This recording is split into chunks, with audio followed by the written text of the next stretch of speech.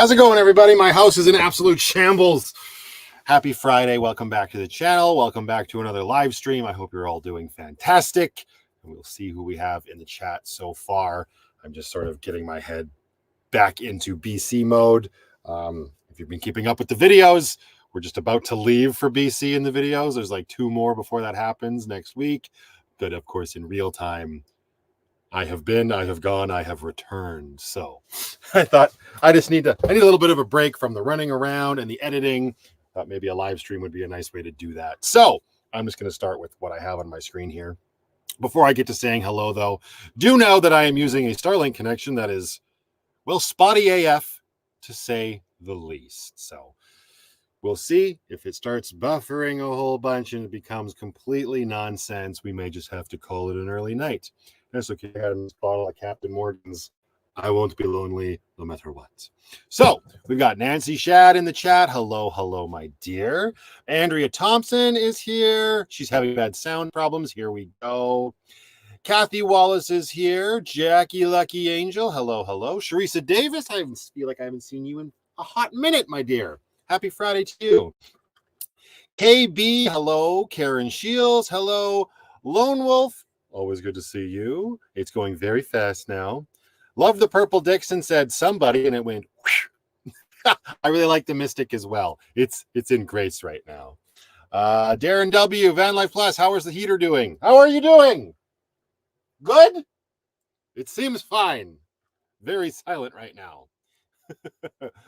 Melissa says it's her first live stream. Welcome, Melissa. Welcome to a VanlifePLUS live stream on a Friday night. I hope you're doing well, and I hope you have fun, no matter how long this lasts.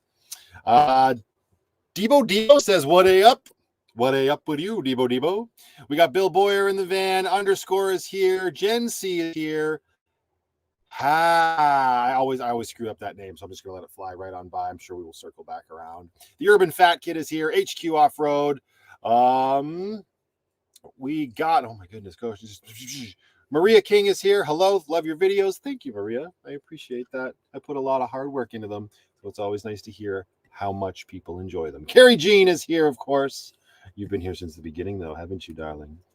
Kathleen Klein says, Amber Matthew will install them in grace if you don't remind them they are yours. What the hell are we talking about? Anything that was intended for Amber is not being installed in grace. Melissa says, this is Melissa's first live stream. My husband and I are in our travel trailer staying along the Oregon coast. I did that drive once. It's gorgeous. And I'm happy to have something to do while I'm chilling. Well, there you go. MGK Traveler, thank you, Matthew. Yes, I subbed. First time here. Well, welcome to a live stream for you as well.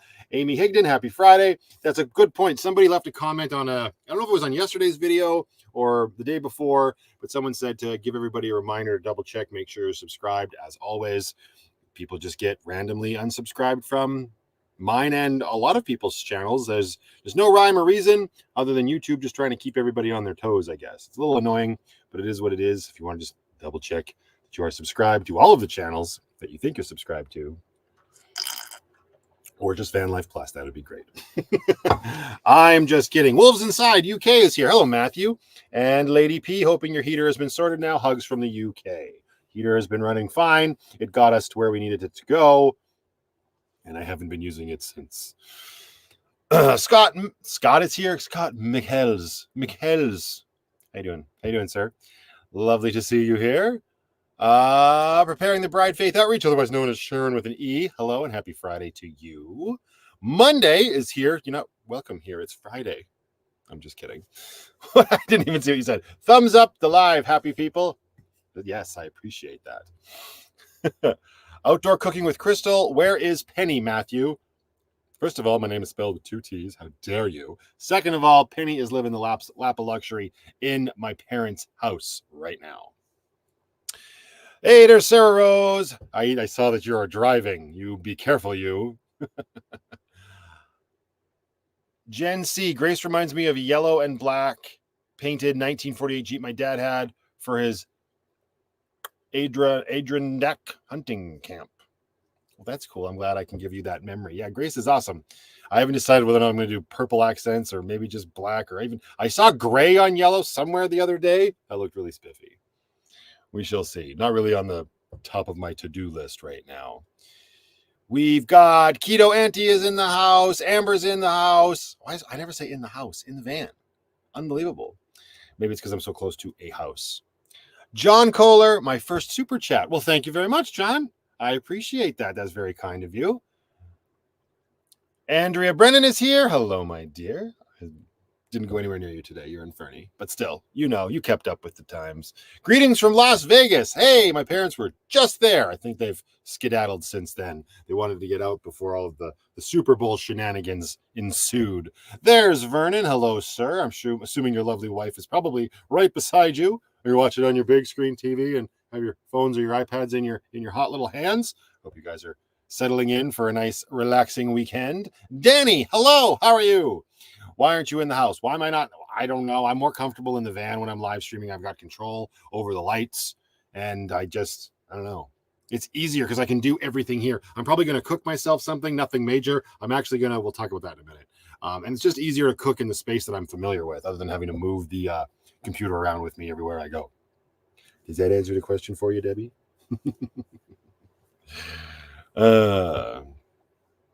Hey, Matt, great to see you. So glad I caught another live. Pitbull Mama. Well, thank you very much. I'm glad you're here as well. Happy Friday.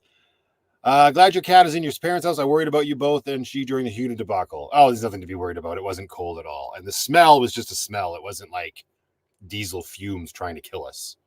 But I appreciate your concern. Tammy Brown. Hello to you. Like Dale says, hey, Matt, you are wearing. I am wearing. And a little Captain Rum, says Vernon. That's rum to you, sir. Why is the rum always gone? Because Vernon has probably drank it. Well, like this. Let's highlight Chuckles and Chaos. I tried trimming my kitten's nails the way you did. They were not having it. Only able to get a couple nails. You got to let the weight, hold up their weight with your mouth. But I mean, maybe they didn't have a good relationship with your mother, so it doesn't work on them. I don't know. I'm not a cat scientist, but you should have recorded it. It would have been hilarious to see. Hey, just Cameron and his Jeep is here. How you doing, sir? Starlink would likely be better in the house, but nice to see you were live streaming. You would think that, Cam, but no, we really screwed the pooch when we installed this Starlink out here for them. It's a whole rigmarole. I already had to move the dish last week when I was out here, but now the router is just in the silliest place ever. And it's no better in the house than it is out here. Not really. The Lost Marble Lady. Thank you so much. That's very kind of you. I appreciate that super chat. Lex Chaotica says, seems a few more van lifers developed diesel heater issues. The cold snap, you guys did a number on them. Yeah. At least they worked throughout the cold snap. That was the most important thing. Get yourself an electric blanket for emergencies. Who can tell Amy where my electric blanket that I already do own came from? Pam A says, a white hot chocolate for you and a coffee for Amber. Really enjoy both channels. Well, white hot chocolate costs about $10. So thank you very much, Pam. I appreciate that. Happy Friday to you as well. Michelle Swanson, hello from Sweden, says, oh boy, apoi. That's a very fun name to say. You're a superstar in Quebec. I say hello to you for friends who only speak French. Say so hello. I don't know about a huge star, but that's very kind of you to say. Thank you very much. HQ Off-Road. Marconian is in the van. Tatum Lentz is here. Hello, Matthew and everyone. Hope you all had a great week. Alexandria Span is here. Hello, Mr. Allen. Well, it's just hi, Mr. Allen from Donnie. Pirate Queen video game coming out. Pirate Queen video game. There's a Grace O'Malley video game coming out. I know there's Skull and Bones is coming out. I don't know if there's a specific game about her, but that'd be cool regardless. Aussie Jack, hello. Welcome to the van and happy, I'm going to say weekend to you because it's probably not Friday anymore. It's Saturday morning where you are, right? You can enjoy this over a nice cup of upside down coffee. Dave Fest, hello. KMatt42, otherwise known as Karen. Hi, Matt. Glad to have made the live. It has been a while that you've been here. I did a live tonight. It was like 2 weeks ago. But yes, maybe we can fix that this summer when I'm in the area, right? Well, it's just a matter. I need to move the router. But the problem is like it's just like any other satellite thing. It's like drilling holes into a house is vastly different than drilling holes into a van. Hey, there's Kevin. Yo, when he makes an entrance, man, he really makes an entrance. Yo, everybody, just calm down.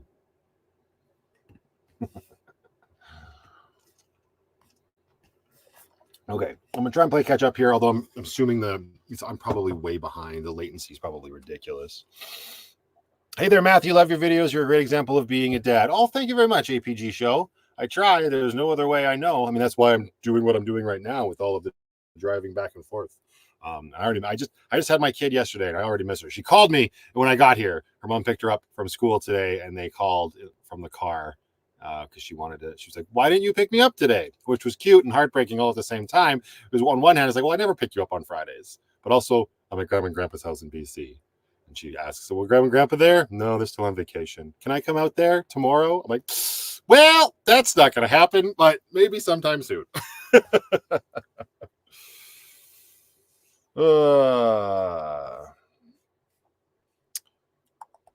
Oh, hi, Matt from Camrose. Hello, Jennifer. How are you? I'm glad to see you and the cat. She's a real star of the show. Yes, she is. And she really sits around the van as well. Except she's sitting around the house right now.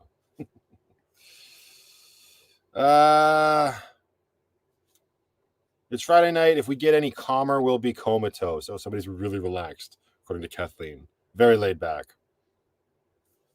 But anyways, yeah. So while people are still sort of coming in here and fluctuating, I thought maybe a live stream would be the best way to sort of like bounce ideas off of people and just, or really just inform people of what's going to be going on. Obviously, I'll be filming it as well on the vlog, but we're a little bit behind because I'm trying to like stockpile content for this whole like back and forth between BC and Alberta endeavor. I am now currently very much in the thick of. But if you watch that RV show video and the videos after that, I talked pretty emphatically about the fact that my brain is on what's going to be next for me, whether it's sticks and bricks or another home on wheels or doing something to Lucky or what have you, right? Like I really am in love with the idea of getting a truck and a camper. I like those Scout campers, and there's a cool big announcement coming with that soon. Not so much with me, but just like stuff that's around my channel. I don't know if I can really say anything about it right now. Stay tuned. When I can, I will. But that doesn't prevent me from constantly having my mind going and going and going and thinking about how I can improve things for me. Obviously, it would be great to stand up in Lucky. I'd love to be able to say, "Hey, I'm going to slap a high roof or a high top on Lucky." I don't think that's in the cards right away. I was talking about it the other day pretty emphatically. But starting for a very base roof is like $6,000. I'm not in any shape to be installing a high top myself. Maybe back near the beginning of Lucky's life when I was first building her out, I could have gotten away with it, but now, nay. So there is a company in Delta, BC that does that, and I was looking them up, and as cool as that would be, not quite there financially. And of course, I've been going back and forth with all of the other things, the RVs, the trailers, the this, that. What can Grace pull? What can't she pull? What can Lucky do? And I think I'm at the point that now that I'm here, there's all these little projects that I've been wanting to do for a long time. Like I need to redo the ceiling fan in the back of Lucky. Obviously, I need to take a little bit of a deeper dive into the diesel heater, even though, I mean, it's running fine right now. I really think that my diesel heater issue was that clean flow additive I was putting in. I could be wrong. A lot of people were suggesting maybe there was an air intake issue. Right before the live stream, I literally pulled the air filter off and it's not clogged at all. So I don't think that is the cause. But anyway, where I'm at now is all those little things I want to do, and that includes like the paint job and whatnot. I want to get that done on Lucky while I'm out here. I think I might be making Lucky 2.0. That's something I've been talking about for a while as like the next rig. 2.0 may just end up being Lucky, and I may be doing a dramatic redesign of Lucky on the inside.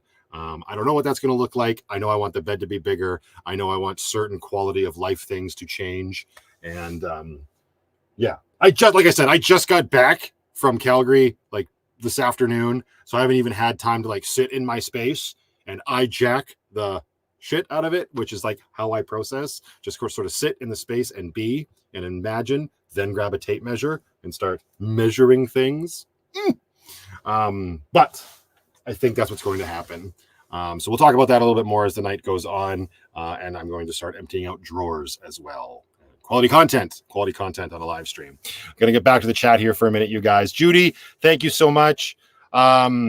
for the super chat. She says, "Hi, Matthew. I don't watch lives very often. Glad to join you today. Thank you for being here, Judy, and I greatly appreciate the super chat. I know these can sometimes go on for a little long, and I get that, but it's great to have you here now." All right, I'm going to go back and see what's going on in the chat here. 7 hours tonight, says Bill Boyer. Probably not, sir. I don't see the point in going 7 hours tonight. There was no point in going 7 hours last bloody time, but I did it. I'm going to turn this. I'm using a space heater right now because I have power, and it's already too hot in here. My goodness gracious. Oh.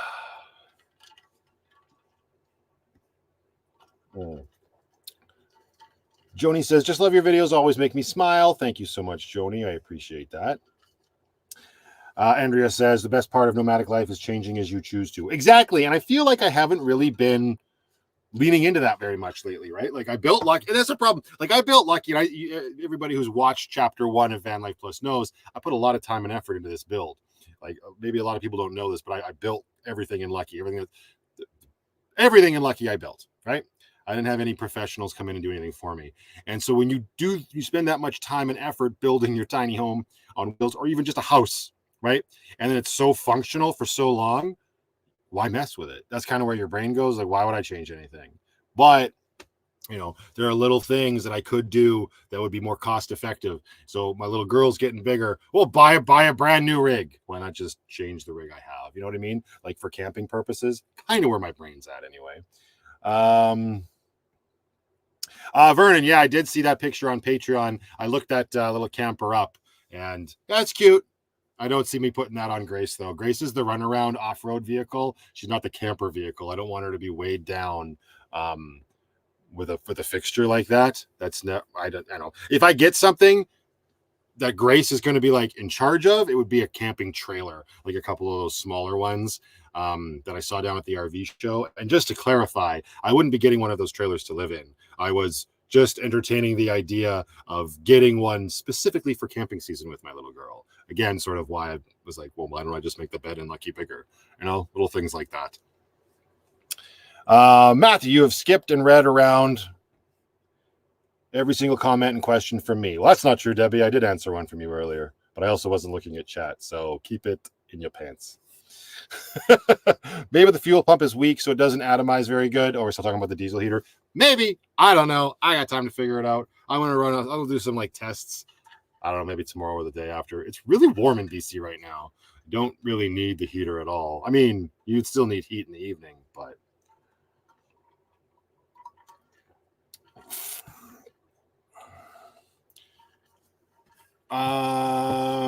Kimberly says, "I'm an Irish pirate queen, wondering how you're going to do stealth, but with a truck in a pull behind camper." I wouldn't be. So I guess I don't know where you are in the world, and maybe this is where a lot of people are getting confused. When I use the word camper, because hang on a second. No, even I'm getting confused, because when you say pull behind, to me that means trailer. That means I'm pulling it behind the vehicle and it's coming along, like when I'm towing my boat. So I don't know if that's what you mean or not, but that's how I take that. Camper to me is something that sits in the bed of the truck, right? The Scout campers sit in the bed of the truck. They come along with the truck wherever you go. That still allows the truck to tow Grace if need be. And more to the point, I see people getting concerned. Well, if you're not in a van, right? It kind of comes down to, if you're not in a van, how can you be stealthy, right? If you're in a truck camper, people are going to know, well, there's a truck camper. There's somebody living in there. Or if you have a trailer, people are going to know you're staying in there. And then parking's a nightmare, right? Stealth's never been a concern for me. Not one single day of my van life. I'm now in the 3rd year full-time van life living. Stealth has never been a concern for me. I know it is for some people, but not for me. Like, I don't care. I'm not trying to get away with anything. I always respect where I am. Kevin's texting me. He's probably just as upset as Debbie.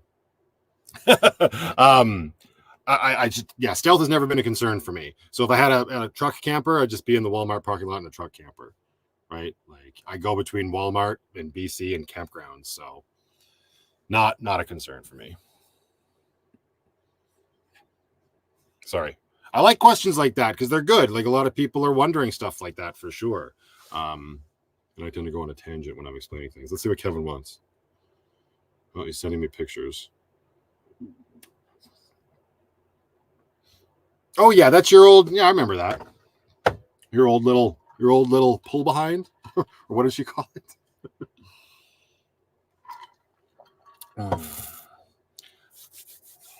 Do you have any updates on your boat? No, it's right beside me, and it's the exact same as it was the day I brought it back from Jones Boys. Also, hello, Braden. How are you, sir? Lovely to see you.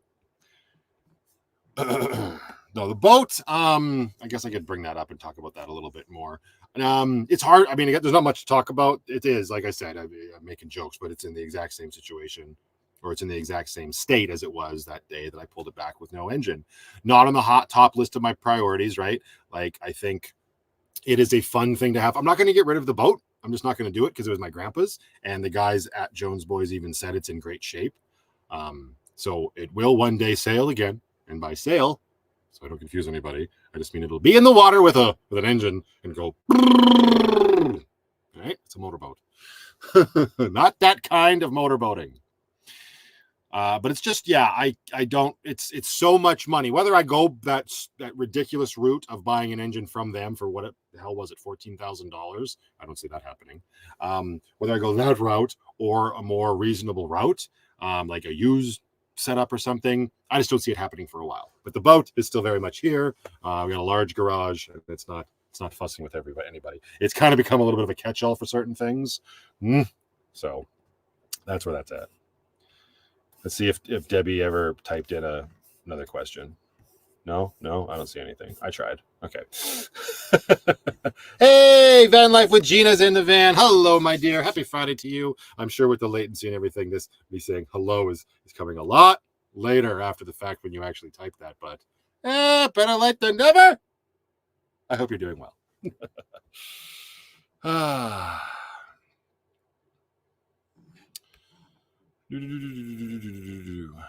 How much are the Scout campers, says Dale? That's a good question. I'm not sure what they are in Canadian. I think the big one that I want starting is like 26,000 USD, around there. I could be wrong. Don't quote me. And the nice thing about the Scouts is they're very lightweight and minimalistic, right? So when I first think about campers, like the campers I grew up around, like that my uncle used to own, they're like your more stereotypical campers, like a camping trailer where they have all of those fixtures and amenities in them, like a proper washroom and a shower and a stove and an oven and all of this stuff. And you go in there and it's very much like a trailer, right? Whereas the Scouts, if you guys didn't see that video or you're not familiar with them, they're very minimalistic in design. They're kind of built with nomadic overlanding in mind, and they're already insulated for cold weather, which is awesome. And they're very much a build it yourself. Not build it yourself, but you only need to put in it what you need to put in it. They don't come with a built-in stove. They don't come with a built-in shower or a washroom. Like their answer to toilets are what a lot of people see in those bigger van builds, like the little Dometic. Is it Dometic that makes the little pull-out cassette toilets or whatever? I'm sure they do, and probably a whole bunch of other brands do as well. And they do have one option. I think the biggest version has a shower idea where it's not like you hang a curtain and then the floor right at the door has a drain to the outside, blah blah blah blah blah, right? But they're lightweight, which is nice. The high end, like the biggest one, which is known as the Kenai, is, I believe, just under 1,400 pounds, which is really good weight wise. And then there's 4 different ones in terms of size. They make one small enough that can go on like the bloody Ford Maverick, which is crazy. I wouldn't recommend living in that one. I think that's called the Tuk Tuk. There's the Tuk Tuk, the Yoho, the Olympia, and the Kenai. And the Kenai is what I would have my eye on. Yeah, we'll see. You never know. Okay.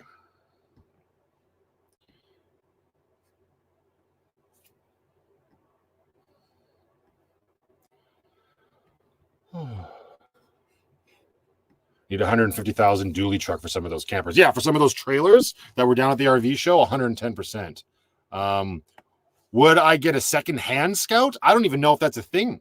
I don't know if there's anybody. I mean, maybe. As far as I know, they're like, you have to order them right now, and there's like a huge wait list just because of, we're in 2024 and nobody has anything anymore. So everything's waitlisted and whatnot. Yeah, I mean, I guess it was in good enough condition. That's the other thing. There's no like slide outs or anything like that can go wrong on it. It's just like a nice aluminum hard body rotomold. I don't know if it's rotomolded, but you know what I mean.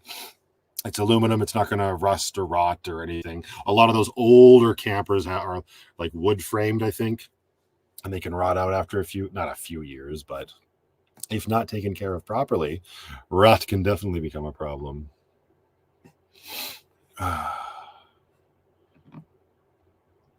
Jason Kelly, no roads, no limits, life wide open. Happy Friday to you. Dale says, not to be too personal, but what do you do for a living? Chat. Who in chat can tell Dale what I do for a living? Tariq, interesting content, good vibes, so positive, all the best. Thank you very much. Appreciate that. There. Preparing the bride, Faith. Nailed it. He's doing it, says Andrea. Yes, that's exactly right. Yep. This is what I do for a living full-time, Dale, as I laid out in my surgery video from chapter 3 back in October. Was it October? I know I had surgery in October. When the video go live, I can't even keep things straight anymore. Yeah, I've been doing this full-time for a while now. This is it. Before that, I was a mechanic, and I ended up blowing out my back. I'm just going to start saying blowing out my back. It sounds so much cooler than I had degenerative disc disease with the fracture fragmented off and started pressing on my nerve and gave me all the ootsies and outsies. I blew out my back. We're just going to go with that.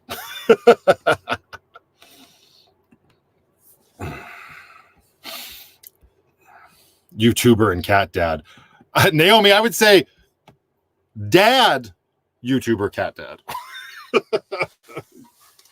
Got to prioritize it correctly. Professional Stardew video game player. Stardew Valley gamer, right?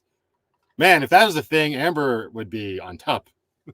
Just kidding. He's secretly Spider-Man. Yes, I'll be okay with that as well. What's the refreshment tonight? Jen. What do we think? It's a stereotypical sort of Friday night with this new weird label. I don't know that I'm a big fan of this redesign. That's only because we've had the old label for so long. But yes, it is very much a captain sort of evening. Hi, Matthew. I really liked the last Dixon hoodie you got. It looked warm. You talking about the purple one, Kay? The Mystic? Yeah, it's great. It's a really nice... it's not just a hooded flannel. It's a hooded flannel jacket. It's very nice. Rum, says Chad. How's your back healing? It's a good question. So, for anybody who might not know, as I just mentioned, I had back surgery on October 4th because of a blown out back situation. And I've been dealing with the healing process ever since. And it's like, I guess it's going good. I've never had it before. So I still have a lot of pain in my leg. Like I'm at a point where I'm very concerned for the amount of like over-the-counter painkillers I have to take every day. And when I start or when I like test the waters, like if I stop taking that just to see, the pain in my leg gets pretty bad. Not the same kind of pain, for those that know, that I was having when it was like the pinched sciatic nerve. That was debilitating. That was, you cannot move. One of the vlogs ended with me like in the driver's seat of Lucky, just sort of pinned in a position. And I said, I got to end the video here because the pain was just so intense. That also happened on my Norbury camping trip with Amber, Lindsay, Sadie, and Brooklyn. I was just utterly useless on that trip. So nothing like that, but very huge amount of discomfort. So, you know, it's all nerve related. I'm working with a physical therapist, and every time I go see her, we get to talk, and she always gently reminds me it could be upwards of a year before the healing is actually like done. So it could be a bit of an uphill battle still. It sucks. I mean, you just got to roll with it. I had my TENS machine on a lot today during the drive back out here. I've noticed the driving stick no longer really negatively affects it. There was a while there closer to when I was post-surgery where it was definitely getting aggravated from all of the clutching in Grace, but that's not so much the case anymore. Thank goodness. So, yes. Debbie threw up a bunch of cues. We better respond before she gets angry. It's time for an in-person doctor visit, or are you done with the surgeon? I'm done with the surgeon. I did one in-person follow-up, and then the rest of them were all over the phone because my surgeon was in Edmonton and I was in Calgary. And I had my last follow-up with him a couple weeks ago, and he said everything looks good, and he cut me loose.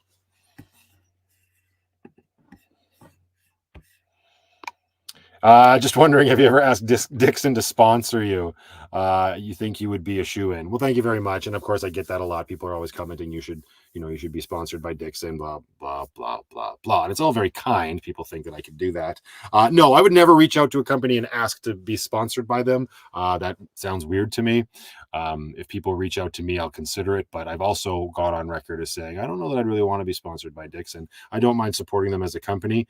And they're product like anything else. They've got their little quirks, let's say, when it comes to, like, I've had threads and buttons fall off and this, that, and the other thing. So it's not really something I'd want to like put my name on for somebody else. I feel like I do a good enough job putting my name on it just personally, and I am a-okay with that. They don't need me to be a sponsor for them. They're doing a bang up job of selling their product anyway, or on their own.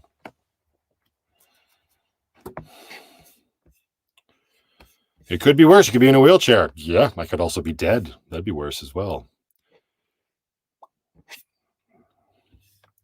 Do I have merch? Yep. In the description of every video, there's a link to my merch store on Fourth Wall. I'm actually wearing one of them right now. Am I doing lots of grueling exercises for therapy? No, I wouldn't call them grueling. It's mostly stretching, nerve flossing, and a little bit of cardio. The last thing they want you to do is to go intense. Like, it's not good.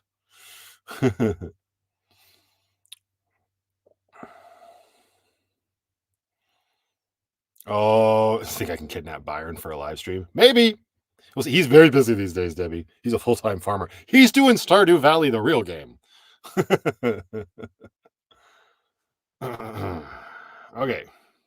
Do Dixon sell clothes for cats? Well, they do for dogs, and I know I've seen photos of cats in them. So yeah, I need to pick one up for Penny. I do want to, like little like harnesses or sweaters, but I don't know if she's an extra small or a small in dog. The conversion isn't the same from years. I should buy shares in Dixon, right?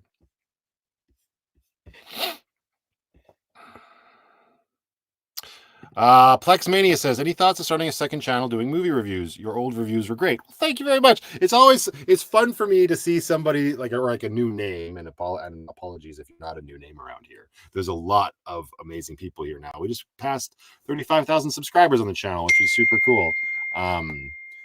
But oh, sorry, hang on. I just got a video of my little girl. Wait, it came through on my computer, but it didn't come through on my phone. Bloody Starlink. I'll have to look at it later. Anyways, it's always cool when somebody new goes back and sees my movie reviews. I'm glad you enjoyed them. Thoughts on starting a second channel. I have thought about it. Yeah. And I've actually talked about this before. Maybe I just feel like I'm working so hard right now to have this van life channel function and allow me to live. I don't really, honestly, at the end of the day, have time to put effort into a second channel and enjoy it. And I'm a big believer that if you don't enjoy something you're doing, you probably shouldn't be doing it. So we'll see. I also don't see as many movies these days as I used to, but you never know what the future holds. So I never say never. And I don't just say that as just like a toss away comment. I'll just say you never say never, but then don't even worry about coming back to it. No, if I didn't want to do it, I would say that. I do enjoy doing them. I like talking fast and talking passionately about things that I enjoy. And they are fun videos to make. So never say never. Have I ever thought to rebuild your current van? Don must have just joined the live stream. Yes, Don, that's actually what may be happening while I'm out here in BC. Not like completely from the bottom up. Like there's plenty in here that will stay, like the walls and the floor for sure. But I am 100% thinking about ripping out a lot of the fixtures and redesigning everything. For example, right now, and I'm not going to move my computer because when I tend to move stuff during live streams, we get cut off. But the fridge is out of lucky right now. Like I emptied it out, I cleaned it out, I unplugged it, and it's sitting outside in the garage right now. And just seeing that space between the seats is so nice. Like, as an example, a lot of people were saying, well, why don't you put a swivel seat or a swivel on your seat? You can't do that in the Chevy Express without offsetting the chair into the middle of the van, which just wasn't possible with my fridge there. So maybe there's a way I could have my fridge off to the side here and then have that space freed up, right? A lot of people enjoy being able to go from the driver's seat into the living quarters. And yeah, I do that, or I do that. I enjoy that as well. But I haven't been able to do that, not comfortably, since my back surgery, because that would involve climbing over the damn fridge. So that was kind of one of the little like sparks that got me thinking on this track of redesigning the van, is having the fridge over here. And then it just kind of spiraled from there. As it is right now, I'm thinking, hang on, Kim Jones, are you going to do the storytelling again? Oh, thank you very much, Kim Jones, for the super chat. I'll throw that up there and we'll come back to that in a second. The track I'm on right now is ripping out Penny's like little litter cabinet at the back and removing the wheel well box and extending the bed from one wall to the other, just so I have a bigger bed area. Starting there, but that'll also mean that a lot of this stuff here where the TV is mounted has to come out, at least the stuff below it. And the problem with Lucky, when I built her, everything is kind of connected. So if you take off something from the start, it's going to bring everything else that came after it down. So a lot of planning, but yes, I have thought about redesigning Lucky, to answer your question. Kim Jones, more to your point. Yeah, the stories just sort of stopped coming in. I suppose now that the channel has grown, I could put another shout out in a future video and request people to send their stories in again. But that's the only reason that stopped. They stopped coming in, and that's just sort of the nature of the beast when it's a smaller channel, I guess. It takes a lot for people to want to put their thoughts on paper. But again, never say never. And it's a good reminder for me, for you to ask that question, if maybe that's something that I should do, that I should throw out there into the metaverse. Thank you also for the super chat. That's very kind and generous, Kim. And Jesse Raven too, thank you very much as well, my dear. I appreciate that super chat. Kev Jones is here. Pauline Green says, loved your episode on rigs and caravans. Super interesting. That was a great day. I had a lot of fun going down there with Lindsay and Amber and seeing the Craze Outdoors gang. And obviously all of those rigs. It just, really get your mind going. That's also one of the other little sparks that ignited all of this. Are you going to get Brooklyn a matching purple hoodie jacket? Love your videos. Thank you very much, Becky. No, those suckers sold out immediately. They're gone. And they didn't actually release them in youth sizes. So the smallest you could have gotten was an extra small men's. And I can only imagine how big that would be on her right now. But they've already released their second hooded flannel jacket, so I imagine it's going to be something that they do a little bit more of going forward. So who knows, maybe there'll be another color, or maybe next year when she's a little bigger, we shall see.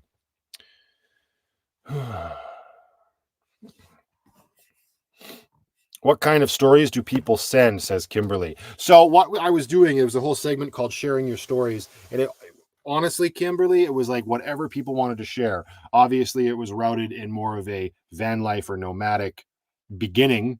If people wanted to talk about their experience living in a van or their goals to live in a van. And again, when I say van, I literally, like I said in that one video, and called people out for being silly and acting like idiots when they say, oh, you're not in van life, you're not in a van. There's just, I'm a big believer of van life being a very community focused title.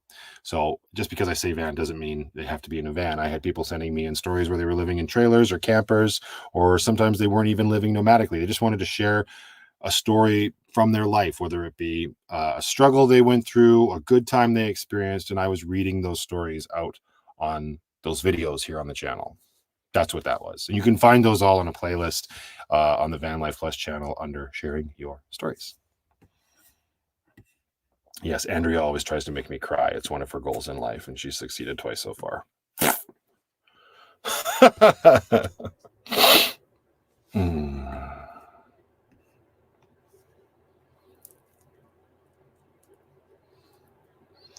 Jesse Raven says, came in a little bit late. Are you going to opt for the planer heater or swap out for the newer diesel heater?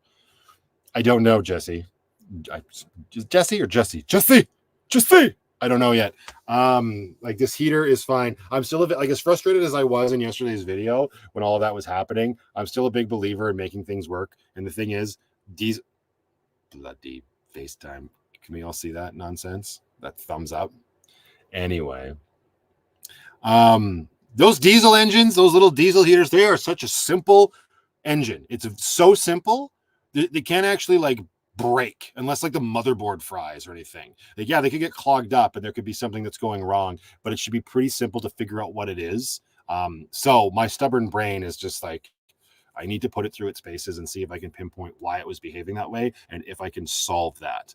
Because yes, as much as I talked about the planars, and Craze Outdoors does sell them now, and I could probably get it at a little bit of a reduced rate, which would be incredibly generous of those awesome guys over at Craze. It's still a matter of I don't like just replacing, like unless it's broken. Like I want something to go wrong with my diesel heater, and where I okay, and then I rip it out and I realize the metal is cracked. You know what I mean? Like the actual engine bay has come apart, the engine bay or whatever. You know what I mean? Like something that I can't fix. I need to see it actually broken. When people are like, that diesel heater is broken, get rid of it. I'm like, no, it's not broken. It's just something's wrong, right? And so I don't like just chucking things. So we will see. That's not high up on the docket of list of things to do, but obviously it will need to be done before cold weather comes back.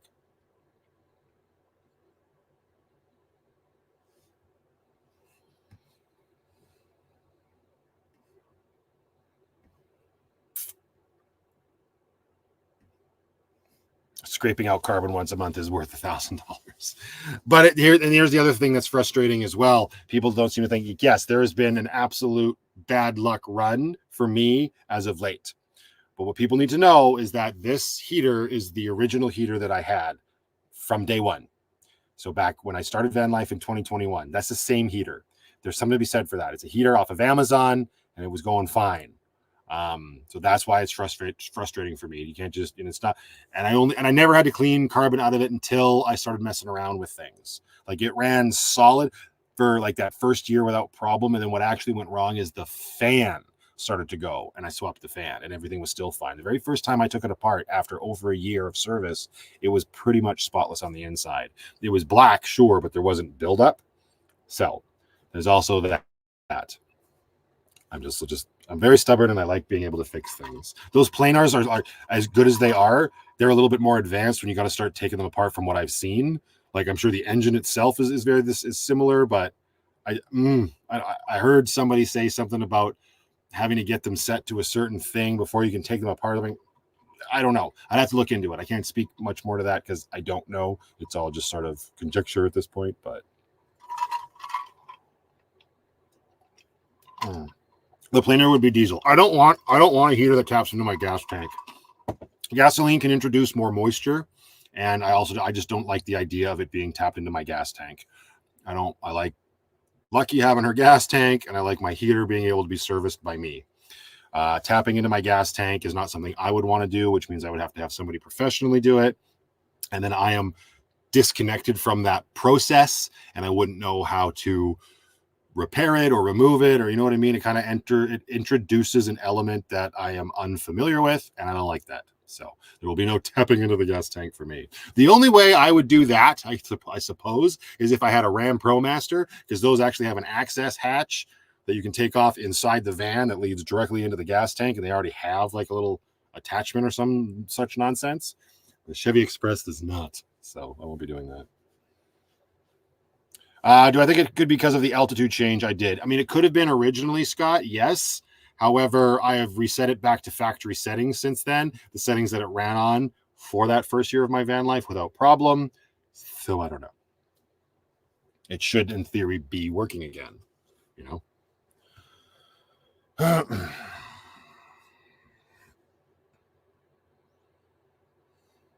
If I considered a mini wood burning stove or a fireplace for Lucky 2.0, I mean, again, that's a great question, Sharon.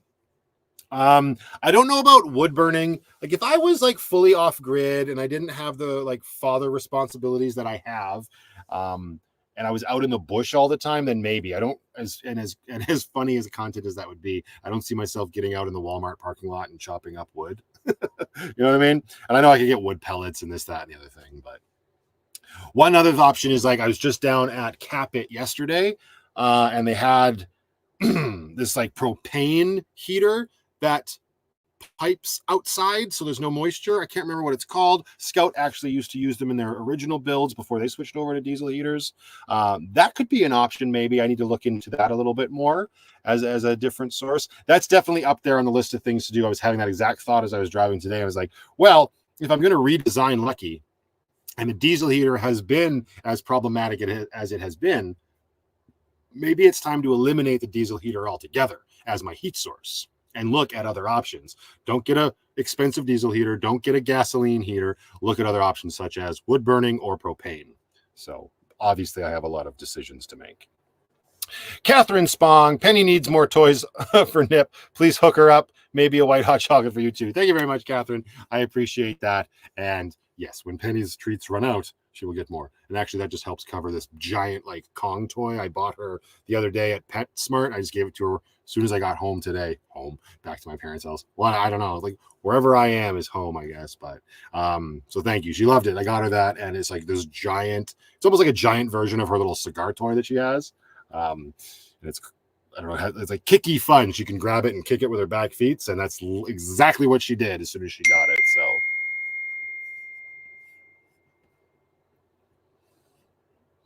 Oh, my mom just sent me a text. Let's read this out loud.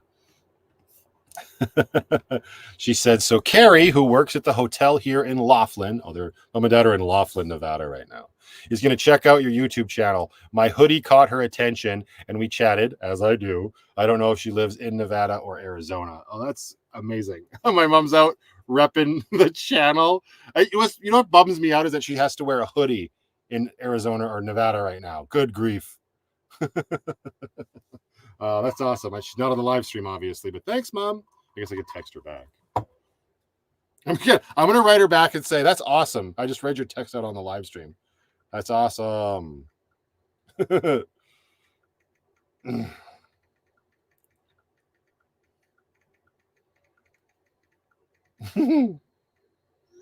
there's the...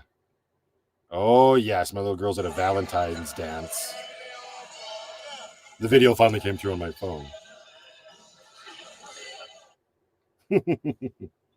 Cute. Okay.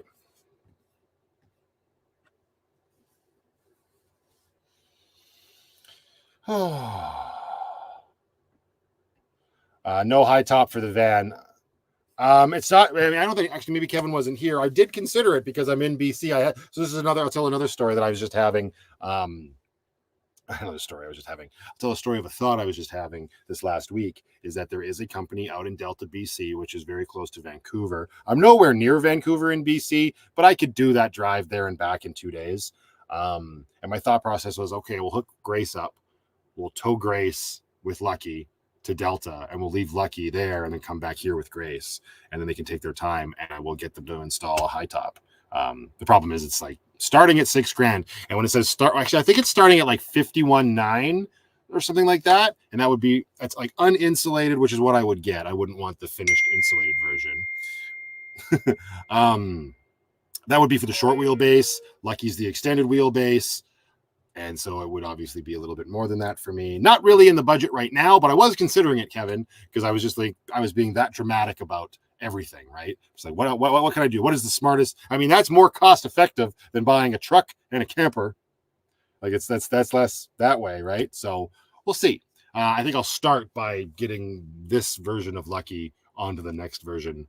And then maybe that, who knows? We'll see. I didn't even see this coming, this chapter, but it's happening.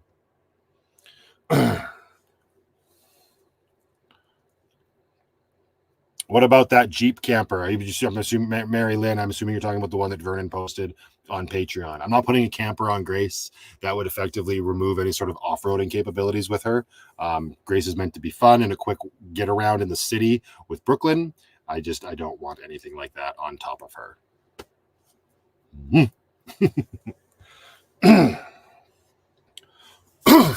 Nope.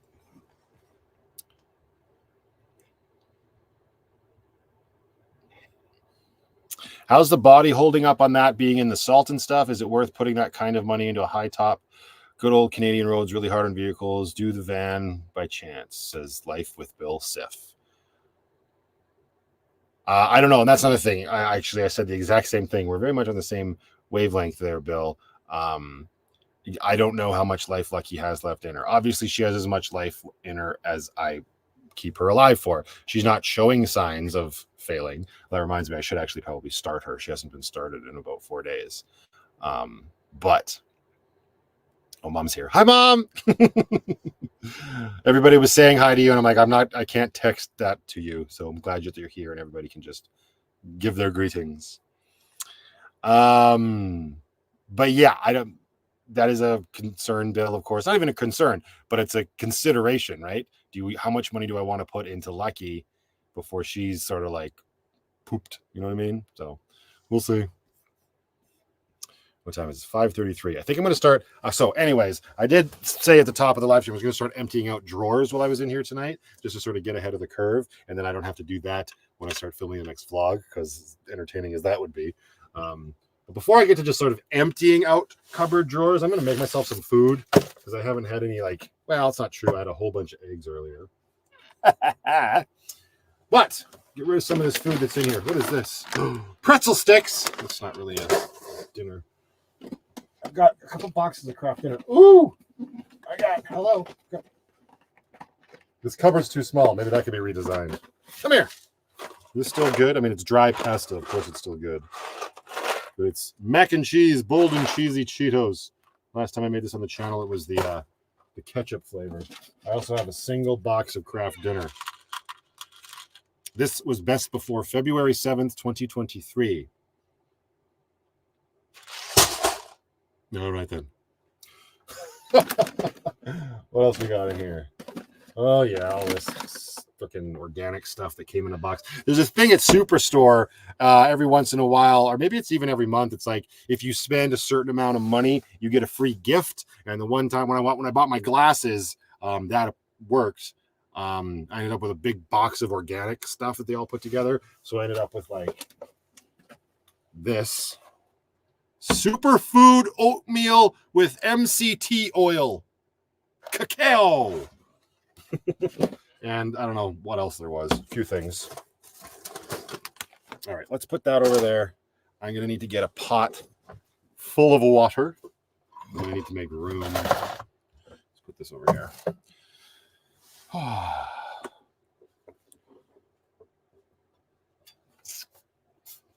Okay. Water. I'm not measuring. I haven't measured craft dinner water in decades. I remember when I first started making craft dinner, I went with whatever the box says. It says 6 cups of water. Why? You're not absorbing it. I mean, obviously don't do it in less than that, but you know what I mean?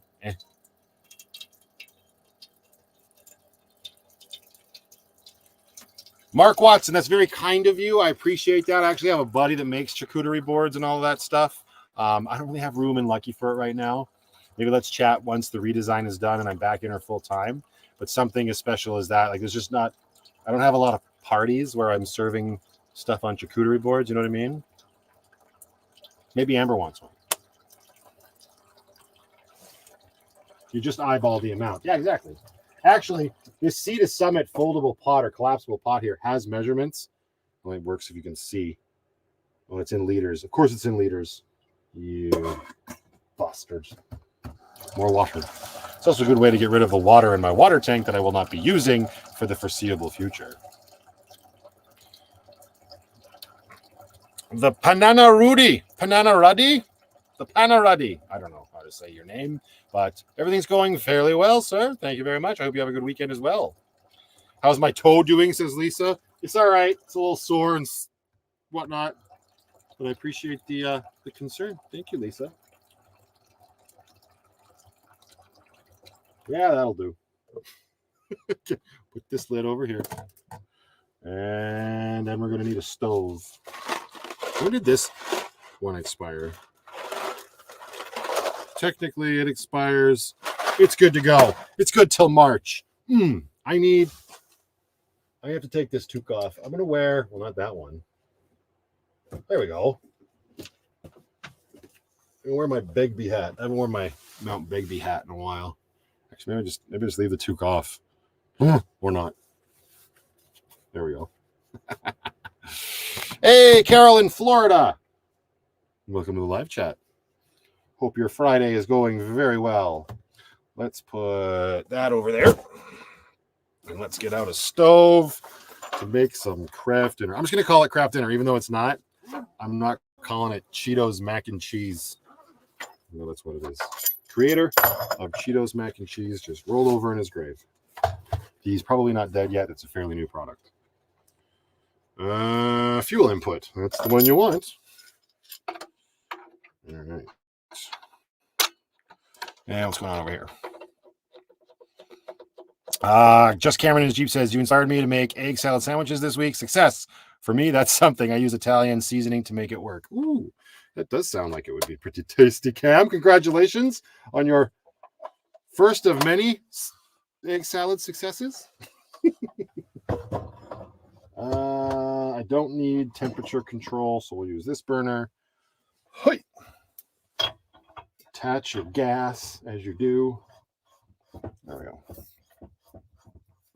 Ooh. Have you checked out San NBC Ghost Town yet, Dale? I've been there more times than I care to admit. Yes. You got to remember, I have been coming out to New Denver since I was a wee lad. Woo! I hate when you first attach the propane tank and it kind of goes, and it stinks. Mind you, you're alive. It's a little intense, man. Calm down. There we go. All right, let's get this water on the stove. And whew, hopefully I don't explode. Go. We're good. We didn't explode. It's almost like I know what I'm doing. Almost. Actually, I'm going to need my oven mitts in order to drain this pot because it doesn't have a handle. It tends to get a little warm. There's the heartbreak candle. Where the hell is the other mitt? There it is. Okay. Have I eaten this cheese? Yeah, Daryl, how you doing, Daryl? Yes, I've had this before. I have had it many times. Good job in the dailies, Matt. Oh, thank you very much, RC Trailblazer. Yeah, it's an endeavor for sure. But thank you very much. What happened to my toe? I had a yuck ingrown, and I had it taken care of. Make sure you're subscribed and have notifications turned on so you don't miss any of that quality content. Lisa says, hi, Matthew. Love watching you. You're such a fun person to see. Say hello to Penny and your daughter when you see her. I absolutely will. Thank you very much, Lisa. What's the weirdest thing that Matt eats in the van, says Rosemary. I don't know. The weirdest thing? I don't eat very many weird things. I'm a pretty picky eater. Although that stupid Pringles nonsense from yesterday's video was pretty gosh darn awful. The garlic sausage was on point, Vernon. Mwah! Made up for that bullshit with the potato chips. Hey, Mr. Dean Beauregard. Happy Friday to you, sir. Thank you very much for that super chat. I appreciate it, sir. Hope your weekend's off to a great start. I should probably salt this water a little bit. Just a wee bit. Just a wee bit.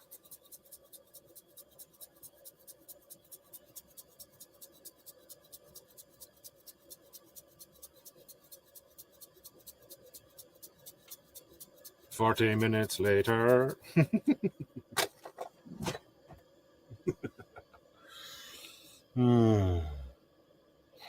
Oh, thank you, Michelle Swanson. That's very kind of you.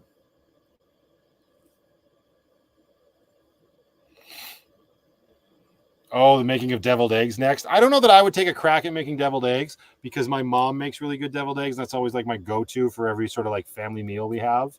So, I mean, I guess I could attempt it, but it's never going to be as good as what my mom makes.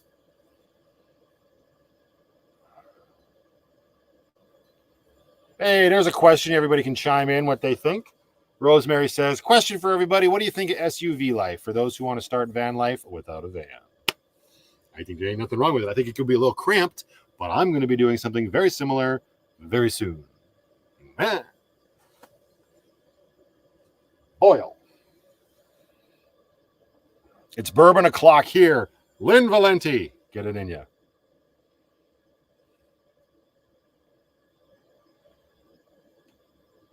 Oh, it's snowing where Sarah Rose is. Lovely. Keep it wherever you are. It's starting to snow here. Yikes. Where's the noodles? Literally right in front of me.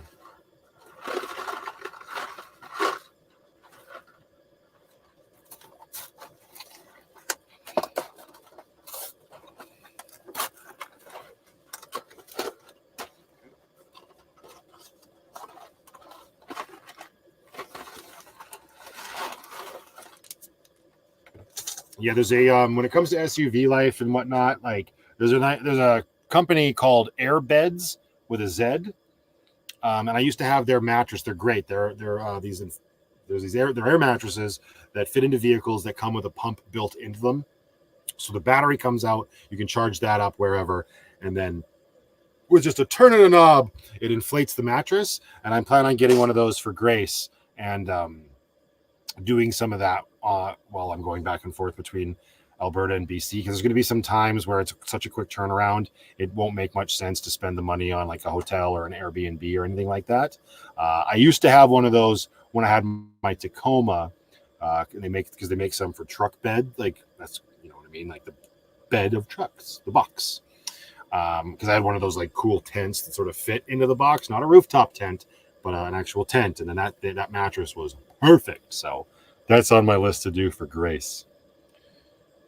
Am I going to put the fridge on a slide? That's a great question, Adam. Unfortunately, my fridge is pretty large, and the only slides that I'd have to like make my own, because the only like slides that you can buy for it make it come out like lengthwise. You know what I mean? And that means it would have to be this way, and then it would be sticking out this way. So another point of concern when I talked earlier about moving my fridge, I may have to get a smaller fridge. I don't know that I necessarily, that Set Power has been great. Like it's been so great that I was looking at Set Power's website last night just to see what other smaller kinds of fridges that they have. I have had no problems with it. It's just a little on the large side. And I don't find myself utilizing the space all the time that well. So yeah, smaller one might be good.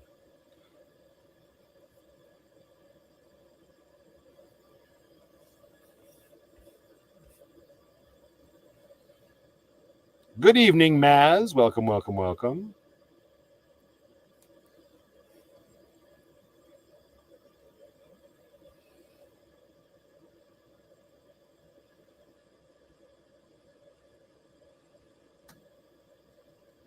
Do I ever take my van Crownland camping? I haven't taken it out to Crownland and actually camped in Lucky yet, mostly because a lot of the Crownland around me is bumpy. I think that's probably most Crownland. I know there's some spots in Alberta a little further north, like near Abraham Lake, where it might be a little easier to get to. But I worry about Lucky's suspension capabilities on doing stuff like that. So it's definitely something I want to do. I know my cousin wants to do some Crownland camping. It would also be great because then I wouldn't have dipshits whose fathers never loved them getting pissed off when I use my drone. And that would be a great place to use that as well. So we'll see. It's not really boiling, Vernon. It's just little bubbles. It's steaming more than anything. I'm just you have to create a sauna in the van before you start cooking the pasta. It's one of the rules. I didn't make the rules. You just have to follow them.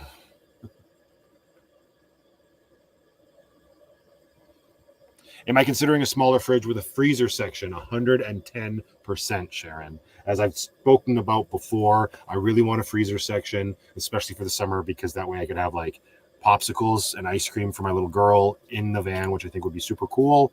That's one thing my fridge that I currently have also lacks. It's either or, not both at the same time. So a dual zone smaller refrigerator would be perfect. That's exactly what I was looking at on Set Power's website. That, to go back to that, have I ever reached out to a company for sponsorship? Like Set Power reached out to me. That's why I have that fridge. That was the first time I considered reaching out to a company. Well, I already worked with them once. Maybe they'll be able to hook me up with a smaller one. But I still felt weird about it. And I don't know that I'd actually do it. I think I'd rather just add to cart and get myself a fridge.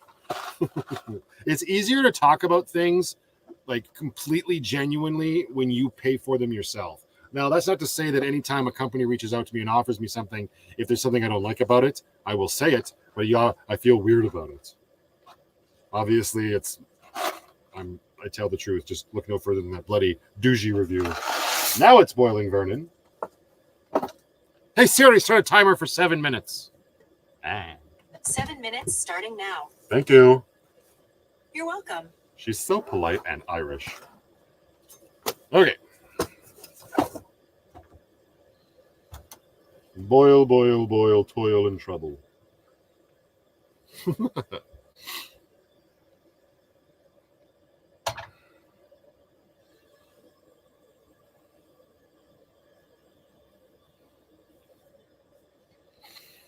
Okay. Don't worry, we will still watch if you're in a van or an RV. Thank you very much, MDD. That's an interesting statement, and I really appreciate that, because I don't know, I think I've spoken about this before as well on the channel, but as somebody who's like creating content and doing what he's wanted to do his whole life, I found like this little niche, right? And I've had a lot of success with it. As far as I'm concerned, I've had great success. But I worry that it's because of the van, right? It's because I live in a van. And as soon as I live in sticks and bricks or an RV or something like that, that you'll just like lose your entire audience. Now, I know I got a hugely supportive community where I would never lose my entire audience. And I'm very thankful for that community. But obviously, as someone who's always trying to grow a channel on YouTube, it's still something you worry about, changing stuff up, right? So I appreciate seeing comments like that, MDD. Thank you very much. Put the fridge on the passenger seat. Well, I mean, I guess I could. I was going to say that's where my little girl's car seat goes, but we're usually in Grace these days, so I guess it's a possibility. Although, again, the fridge that I currently have, it's too large. It would not fit on the passenger seat. Unless the seat was like slid all the way back, which I don't like, because then it's sort of intruding into the entranceway into the home from the side. Yeah, I can do stuff like this. Hey, ridiculous. Jackie M, late night. I guess it's kind of late night. Maybe it's more late night for you, depending on where you are. Oh, thank you again. And Vernon reiterates the sentiment. I appreciate that, Vernon. Thank you, sir. How's Lucky's transmission holding up? Relevant traveler. Seems fine. I haven't had any issues. And that's definitely a case of no news is good news. Amber rides with me too sometimes in the seat, the passenger seat. Again, not so much in Lucky these days. If Amber and I go anywhere together, it's usually in Grace. That was the whole point of Grace, and I love it. I have no regrets with that. Like, that just made the way I live my van life so much better, and just ease of accessibility. It's not to say I wouldn't have kept doing it, obviously, but like picking my little girl up every single day in Lucky, it definitely got to be a little cumbersome, right? Like, it's a big bulky van. It's very nice to be able to like leave her places and go and get my little girl and have my evening and then come back to my home. Because again, I have to move Lucky around. That's another thing. That's another thing about the way I have Lucky sort of set up right now. I got so much BS in Lucky that I don't need, for sure. I'd say 75% of it is Dixon. The other 25% is other stuff that I just don't need, right? And so every time I'm in like house mode, a lot of stuff goes onto the driver's in the passenger seat. So every time I want to move Lucky, we got to put it into travel mode, which means all that stuff's got to come back here. And that's not ideal either. So I want to reduce all of that and change up the interiors. That's all sort of falls under the same category, I suppose.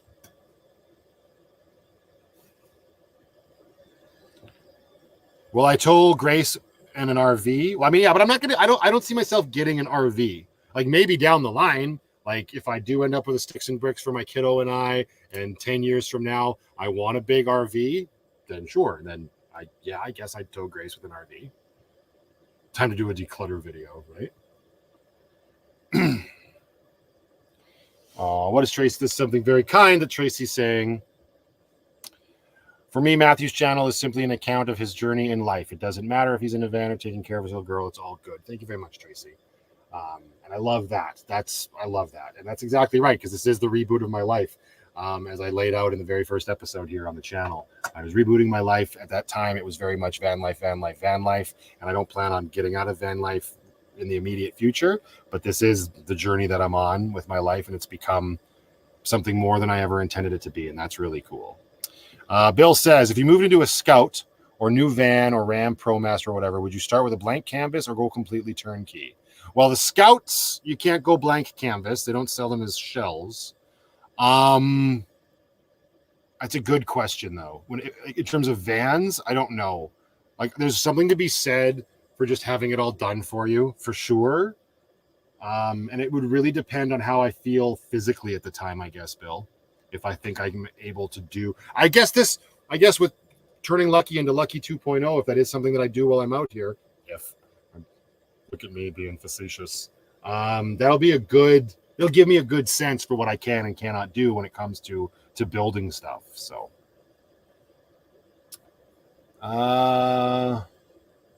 what about renting out a large garage space? Nah, I don't really like to put my stuff. I already have a little bit of that going on with my cousin, but just like a garage. You mean or do you mean to keep vehicles?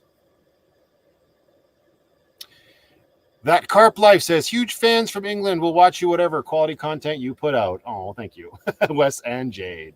Well, thank you very much, Wes and Jade.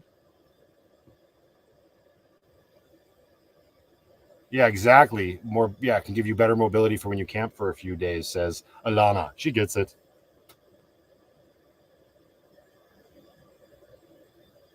If he ditches the van, he's a commie, and YouTube will shut him down again. I don't know. It sounds all sorts of shady.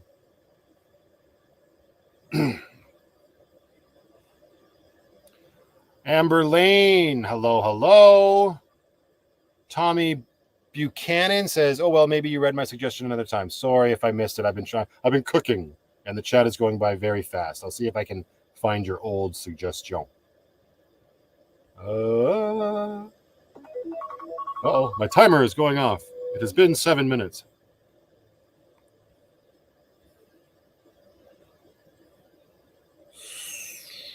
If I keep searching for this comment, my noodles will boil. There it is. Have you thought about changing the exhaust to a smooth bore instead of corrugated? No, I haven't. Again, as I said earlier, I didn't have to do that for over a year. Everything ran fine.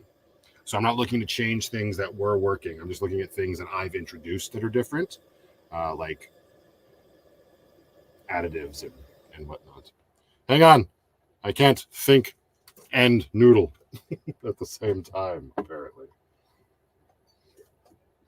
It's also very warm in here. I'm going to have to take this flannel off.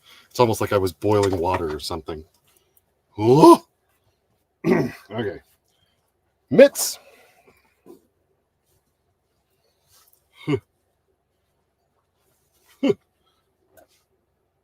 Drain.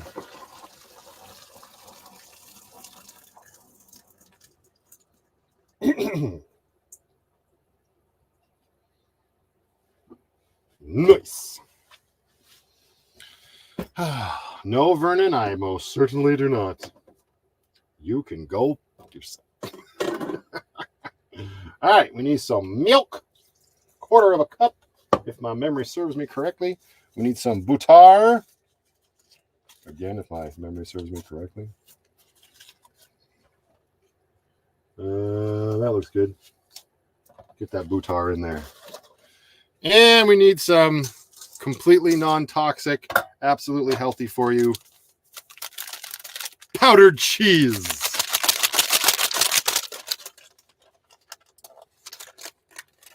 Why do they make these stupid little packages so hard to open?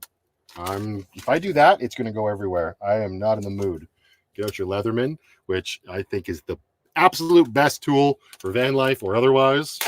Right on your hip and so many handy dandy things. Use it all the time. Okay. Cheese powder. Health food. There we go. Oh, that's a natural occurring color for sure. Mix it up. Yeah, all right. What do we got going on here?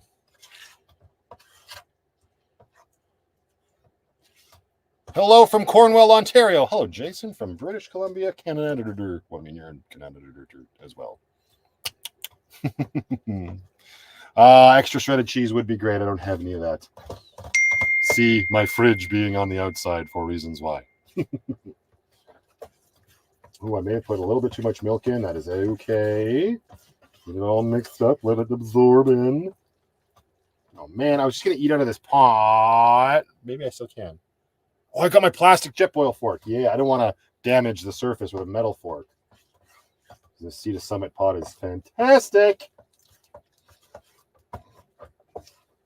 Problem is, I got to find that bloody jet boil fork. There we go. Wait. You need some pepper. You need some pepper on your noodles. I like putting pepper on my noodles. Where'd that lid go? Right in the ice. Perfect. Peppercorns for days. Okay. Hey, Matthew, does Penny like spending time outside? Not as much as you'd think. I put her outside the other day. She said, "Nay, put me back inside, human." Hey, what's up, dude from New Jersey? Where'd that go? From Bob Flemings. How you doing, Bob? Happy Friday. Hello, brother from Arizona. Black Wolf Joe. My parents are down right near you right now. Be on the lookout. Little white Buick zipping around somewhere. Annie's mac and cheese. It's not bad. I don't mind it. I've had it a few times. I don't eat a lot of mac and cheese. In case you couldn't tell from all the egg content, I'm not eating a lot of carbs these days. No! Where is the jet boil fork? This whole meal will be ruined. Hey Siri, add a jet boil plastic fork to my shopping list. I didn't find a shopping list. Do you want to create one? No. I will not then. Thank you. My pleasure. I will not then. My pleasure. You son of a bitch. See, this is another thing. This drawer is unacceptable right now. The state of this. I basically have two junk drawers. One in the bottom, one in the top. And the one in the middle ain't much better.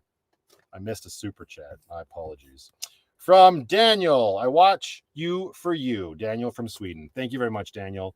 I appreciate that. And I'm glad that you do. And I'm glad that you're here watching me struggle to find a fork. Okay. Well, we're just going to create more dishes. We're going to plate it. We're going to scoop it. And it's more like a gentle flop. There we go. Ooh, cheese everywhere. Put this over here. And we're just going to use a regular fork. I saw a question. Where'd it go? Gary says, "Hi Matthew, are you still missing your other cat Stella?" I'll always miss Stella. I had her since she was a little baby. That's why I carry her around my neck with me. She was a special little cat. It's definitely gotten easier, obviously, like most things do, but she will never be forgotten. I don't forget my very first cat that I have. Well, I guess technically that I had. Maybe my first cat when I was a little boy that my parents had, Panda. She was a sweetheart. But my first cat that I have, his name was Billy. He was a little orange tabby. He was amazing. But yeah, I guess I still miss her.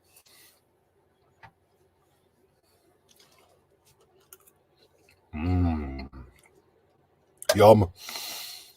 How often do I go live? It really depends. I was in the rhythm of going live twice a month a while back, and then I didn't do it for a while. But that was mostly because of my back pain. I couldn't sit for long periods of time. If you're new around here and you don't really know, I don't tend to live stream for like an hour. I usually go a little bit longer. Not much longer. Just a little over that. Do I ever have your cat try to eat your food? Like, do I ever try to let her eat my food? No, I feel like it'd be bad for her.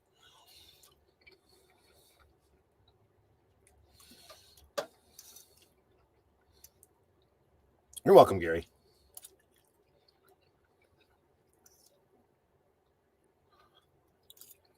Yeah, sure, Amber. Come get some. You can have some. I'll get you a bowl. As soon as you knock on the door, I'll put it in the bowl.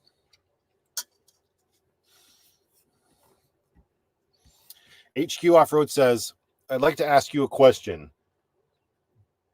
Does resuming your lifestyle free you up socially and professionally? And if you had to do it over again, would you still do it without going into personal details?" Hang on. I don't understand the question. Can you phrase it in the form of an answer? Hang on. That's Off-road, can you try rewording it? I don't know why I'm having a brain fart. I want to answer it, but like I said, I'm farting from my brain. Try it again. Aye. Matt CA says, hi, Matthew from another Matthew. Glad the Pringles potato mash didn't kill you. Oh, yeah, I didn't eat much of that shit. I want to try it again because 100% I just used too much water, but I don't need 2 cans either. Yikes.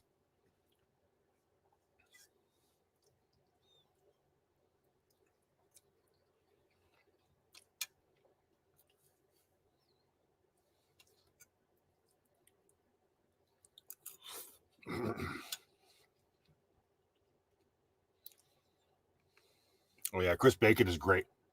Wow, sorry about that. I don't know if that came across on the camera, but I just gleeked all over my computer. Wow. I used to do that all the time. Not on the Cheeto stuff, but on regular craft dinner. I mean, I'm sure it'd still be good on this, but yeah, crispy bacon. On craft dinner is so good. Black Wolf. You're going to put a high tab on your van?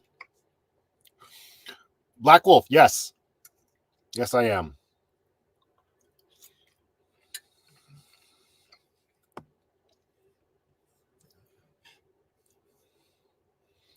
Yeah, Chad lives over in Oak Ridge, I believe. He says Southport, but that's not a... Oh, he means the superstore.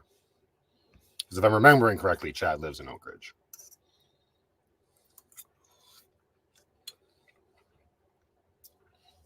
Sometimes you're a very, very intelligent man, Vernon.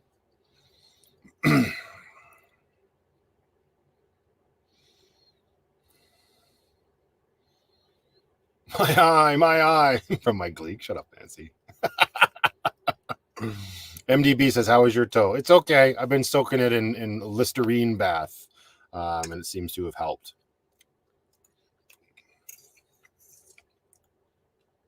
Do we need a bib? Not yet.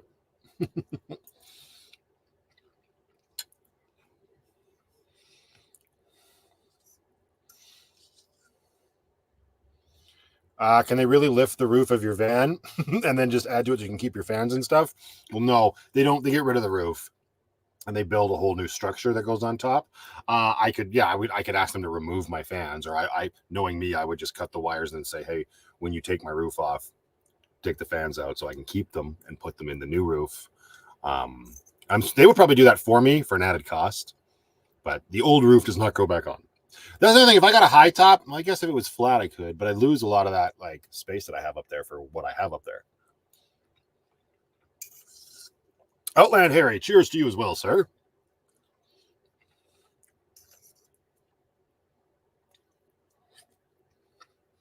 Certified Dragon.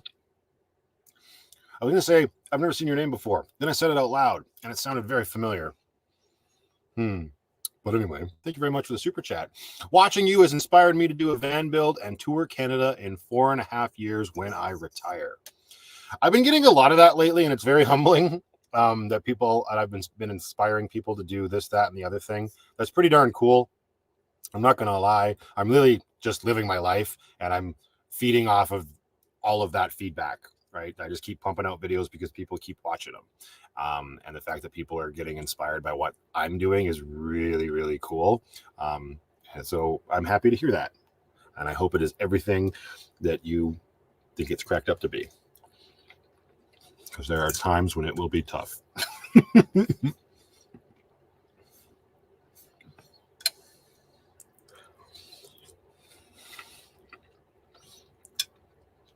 No, she doesn't, Debbie, because I did look. And I forgot to buy some. There goes again. I got Nancy right in the eye.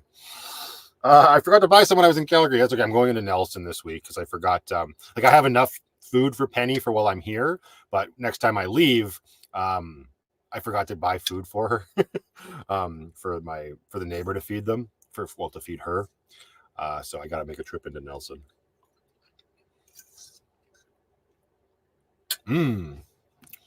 Jason Kelly. Matt, if you got a Scout camper, what truck would you get? 4-door or extended cab, long bed or short bed? It's like everybody's just sort of like omnipresence around me.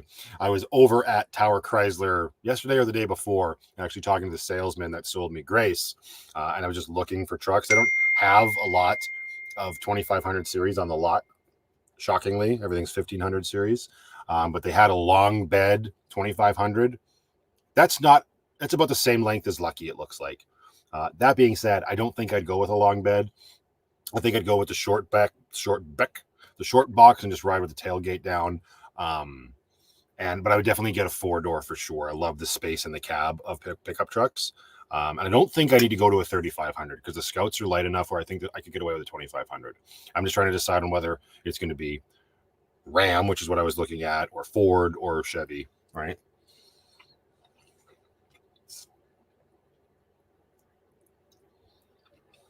I know. I'm very aware of the issues that come with the Rams, that's for sure.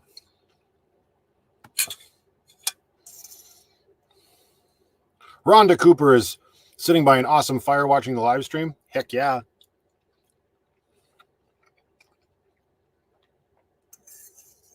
Nothing. Dave Fest, yeah, just do that. That's how I used to do with my Legos. It would be Lucky, Grace, and then Grace would be towing a pop-up trailer. Wow, that's shiny. I used to do that with my Lego cars. 2 trailers. No, thank you. Get a Ford. Get a Ford. Yeah, maybe. I don't know. That's like the least of my concerns because I still got to decide if the Scout's the way I want to go. Then I got to decide if I want to be in that amount of debt again. Although, if I got a big ass truck and a Scout camper, between all of that and Grace, I would still be paying less than I would have to pay in rent. That's sad.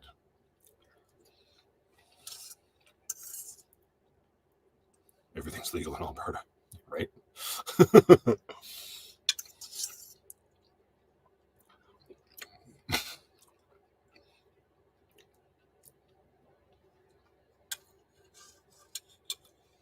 Your girlfriend had brain surgery yesterday. I hope everything went well. That's not exactly run-of-the-mill, everyday walk in the park stuff.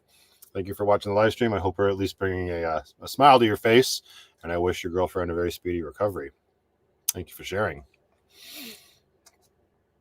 Hey, Jan and Tara from the UK. It's way past your bedtime. You should probably go tonight. Which of the trucks have a bigger payload? I think once you get to the 250 series, so it be an F250 or a Ram 2500 or a Silverado 2500, they're all fairly similar. I definitely would want the one with the most. So that's kind of what I need to look at. Not because it's funny because then you throw the Scout on there, which is just over 1,300 pounds. You would want at least 1,000 just to be in the safe zone. I'm not going to be putting 1,000 pounds worth of stuff into it, but I'd rather have that ceiling than not. Towing capacity once you're in a 2500 series with anything, it's going to tow Grace. So, look at Lucky.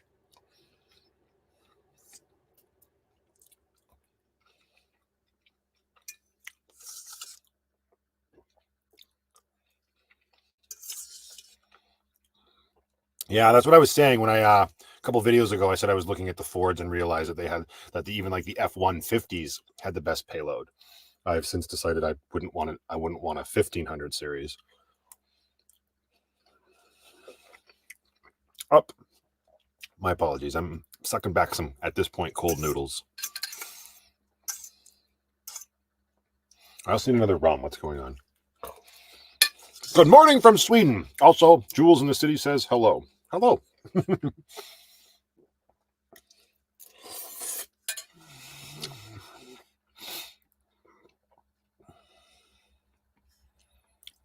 Would I consider an electric truck?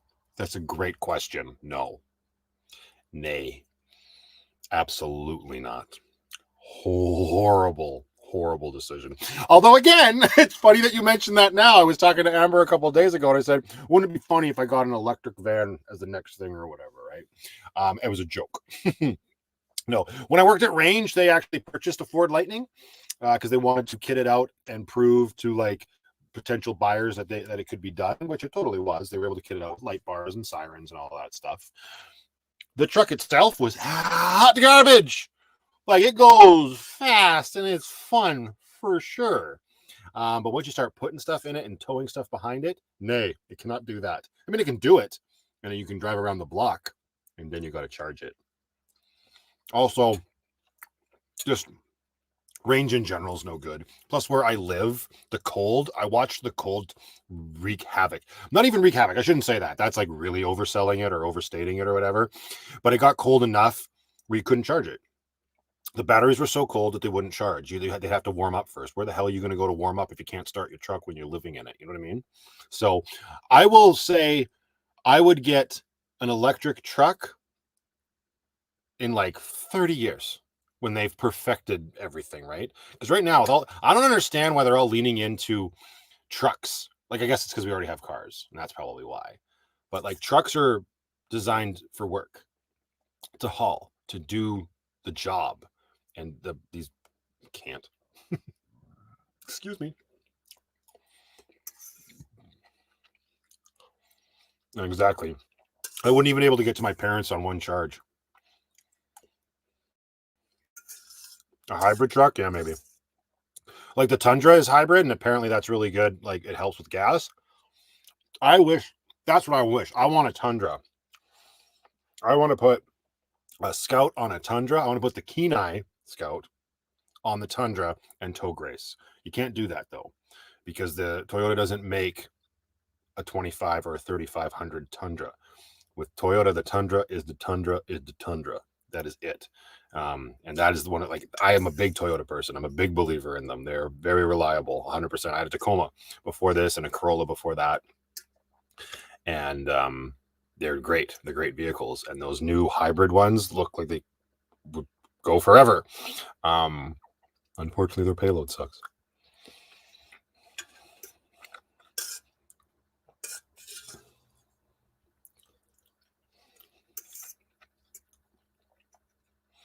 I was looking at converting my Jeep into an EV. Don't do it!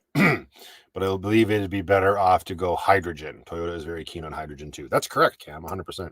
I should ask. I should go back to Tower and take one of the 4xEs for a drive just to see what it feels like. That being said, in the same breath, I kind of want to, like, selfishly at some point down the line buy myself a 392 just to see what it's like. I guess I don't have to buy it. I could just like rent one, but the Jeep Wrangler with basically a Hellcat engine in it. Are you kidding me? Yeah, no, it can tow, Jason. It can tow. The Tundra can absolutely tow grace, but the payload sucks. If you put the Kenai in the Tundra, I think you're left with like 200 pounds that you can put in it. That's basically me. I know payload doesn't matter when you're not moving as much, but I put like the EcoFlow in there, Penny, and we're over capacity. Hey, Veronica, the diesel heater's okay right now. It's not in operation. Lucky is parked and tucked away for the time being. So the diesel heater lives to ruin my life another day. Would I buy a new truck or an older one or used one? I don't know. It really depends on where I'm at financially. Like, newer makes sense in terms of like things going wrong. You can then get it covered by warranty, right? Older is more appealing because then I could still work on it, but I'm also not doing a lot of work on my own vehicles because of my back surgery. And it gets pretty detrimental for me to get up and down on the ground just to do an oil change. So yeah, I don't know. There's pros and cons to both for sure.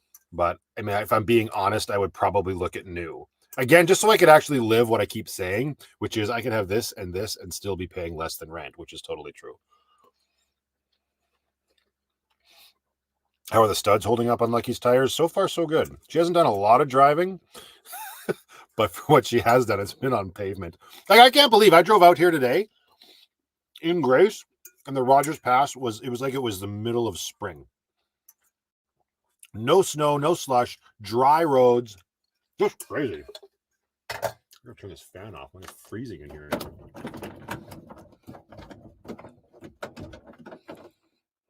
Get a bus. Buses are too hard to work on.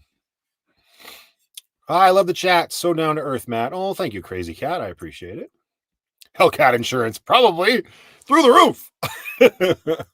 Get a TRX. Yeah, a TRX or a Raptor R. Could you imagine? That would be amazing. That would be what I was talking about last year come to fruition. A Raptor R towing Grace with a camper on the back. Again, Same problem. The Raptor R does not have the payload capacity. That would be funny.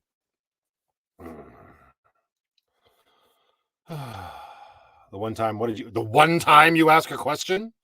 You're always asking questions. You're always talking. What did you ask? It's so long ago. She gets all uppity, and it was like an hour ago she asked a question. I don't see nothing here.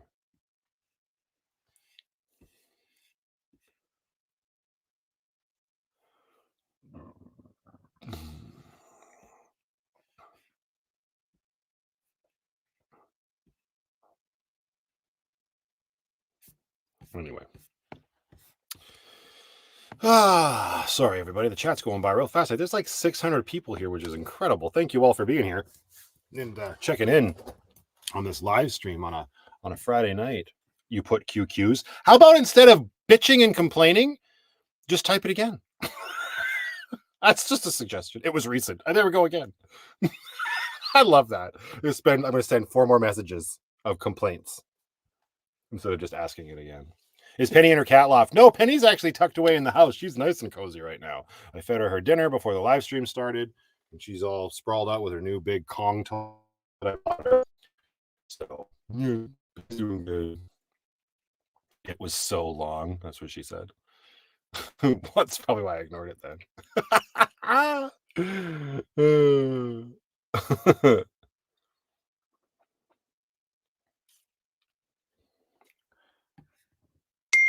Oh, right. Oh, she's just going to text it to me. That works too. What brand is... What? Oh, yeah, that was really long. That's so long. It was so long. What brand is your egg cooker? I have no idea. It's inside the house. I have no idea.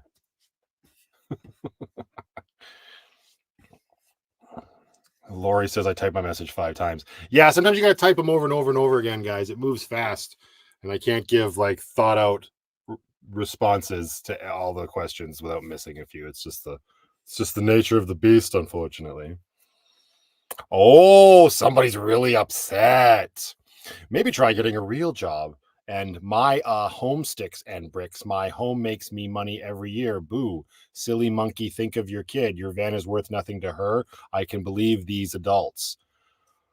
Oh my God, our education system has failed us so detrimentally. That's unbelievable. Oh, I see where you're coming from. It's utter nonsense. You're one of those people that's very much stuck in the societal structure, belief of things. I'm very fortunate, and I'm able to do what I love for a living. And my daughter absolutely cares about the van. She is always asking me where Lucky is and if we're going to go in Lucky and when we can go camping again. She knows it's a home, and it's way more valuable for her to have these experiences than 2 separated sticks and bricks homes. Like, that's just such a waste. I'd much rather she be getting out and experiencing alternative ways to live life than the alternative of just sitting at home and watching TV and this, that, and the other thing. And now you get called out in the chat. Yikes!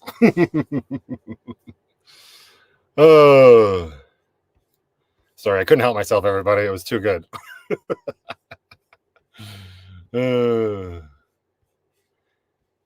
Anyway, Amber, was that really your question? Just because you said it was so long.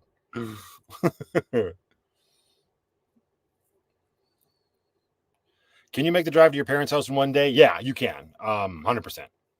I try to split it up just because it's easier, but I did that when I went back to the city. You'll see that in an upcoming vlog. Well, no, you won't. Never mind. I didn't show a lot of driving in that episode.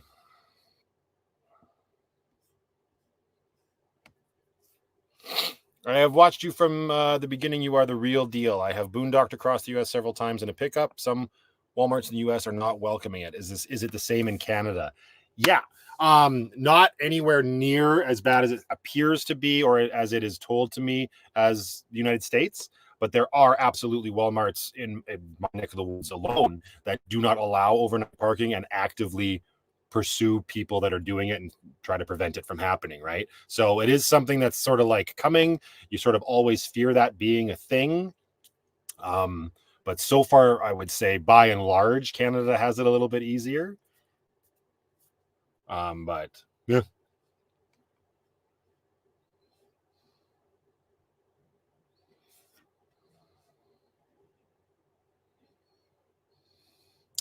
Well, this is an interesting point. I'm not much of a pickup truck connoisseur, but is the Tundra payload capacity upgradable via suspension upgrade or something? There must be an aftermarket for these things. No, that's a good question. Maybe. God, that might solve all of my concerns.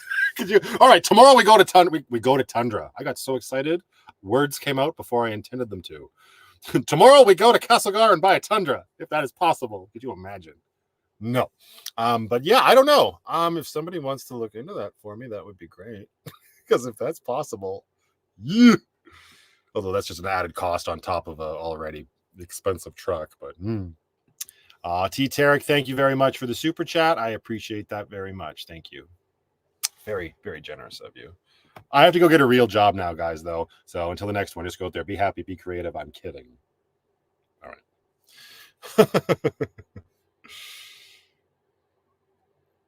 See, this is interesting. The Chad says, fair enough, kids prefer adventure versus Netflix at home. Yeah, I mean, I think that's what we want to believe. I don't think that kids automatically prefer adventure over Netflix, but I think there's a good balance that needs to be struck between that. That it doesn't necessarily mean Netflix, Amazon Prime Video as well, or whatever, right? Like it's just a matter. It's about balance, and it really is. That sounds like such a cop out and such a wishy-washy thing to say, but it's true. Like that's what it comes down to is balance. And when you live this life, when it comes to parenting, yeah, make sure you do your dishes. I was terrified. I was scared to my core that I was going to be a horrible dad when I made that decision. Like that was one of the toughest decisions I had to make. Every fiber of my being was like, just force yourself to go find another Mickey Mouse job and just get an apartment and spend all of your money on that. Don't have any money for anything else. Just do that because that's what you're supposed to do. And that was not appealing on any level. And so it took a lot of convincing subconsciously for me to be like, no, you can make this work. You can do this. I watched, I researched, I educated myself as much as I could. And I knew I was going to be, I also kind of had my hands tied. I didn't have much of a choice. I didn't have a job when all this was kicking off. My parents were leaving.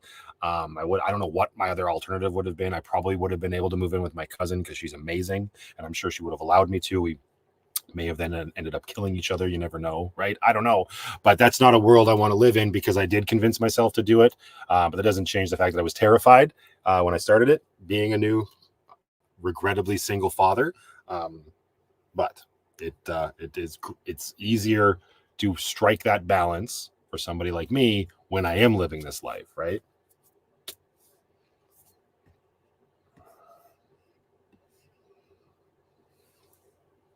There you go, Chad. And her mom absolutely does that portion, relevant traveler, for sure.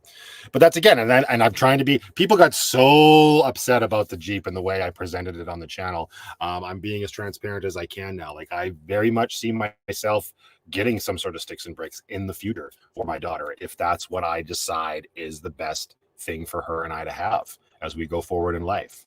Right. I was at it when I started my van life. Like I said, I really didn't have a choice, which again sounds like a cop out.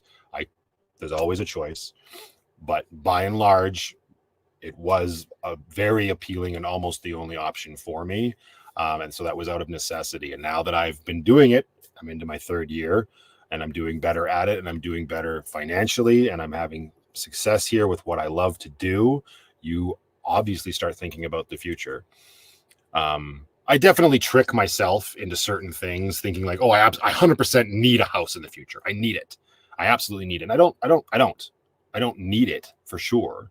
So it's nice to sort of stop myself and think, wait a second, what is the next logical step, nomadically speaking, for her that would work, for her and me. So I don't have to necessarily do that too soon.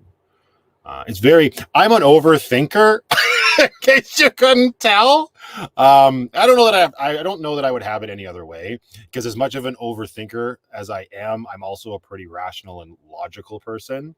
So I can usually rationalize things out quite well on my own until, of course, Kevin texts me.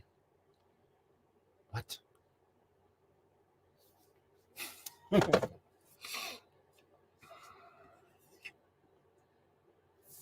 Okay, anyway, sorry. Tangent. This is stressing me out, though, a little bit, these dishes. I do have to, where's my vinegar? No, first things first, I need rum. because you can't do dishes without rub. I suppose I could actually like swipe some of this cheese off. I could also be extra lazy and just take these into the house after and just let them soak in the sink and not waste all of my cleaning supplies. But here we are.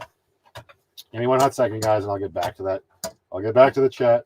Ah, cheese sauce is dripping over the rim. That's not what you want. There we go. Yikes. Seriously, I took my vinegar down and I put it somewheres, and now I don't know where theirs is.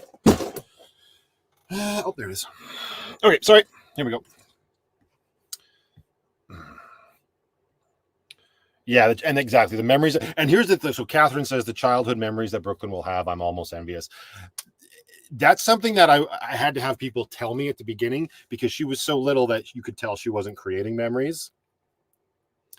Now she is. A while back, we had a hotel and I had that little mini frying pan that Sharon with an E sent me a while back before Christmas. I brought that in and I got some of those gnocchis that I had made eons ago on the vlog. And I made them in the hotel just because we were in a hotel that didn't have a kitchenette. And she was playing with her Play-Doh and I was cooking up the gnocchi and that was what we had for dinner. And then like a month later, she's like, so at the hotel, remember when we made gnocchi? I was just like, it's such a cool thing. It's so small, I know. And if you don't have kids, you might not really get it. But just like to have her just out of the blue, unprovoked, pull that memory up is super cool. So 100%, that's going to start happening with Lucky. And that's what's really important to me.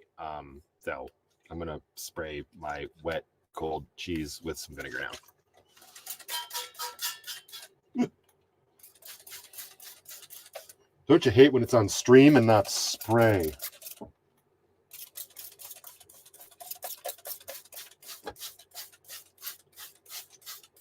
There we go. Also, remember when I put ice in my cup and then no rum? Tragedy.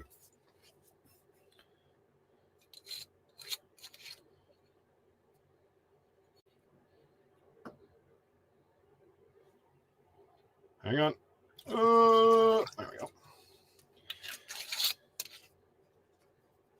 You can't make your decisions based on what others want for you. You do what you think is best. She's an amazing kid with an amazing dad. Oh, thanks. Very kind of you to say.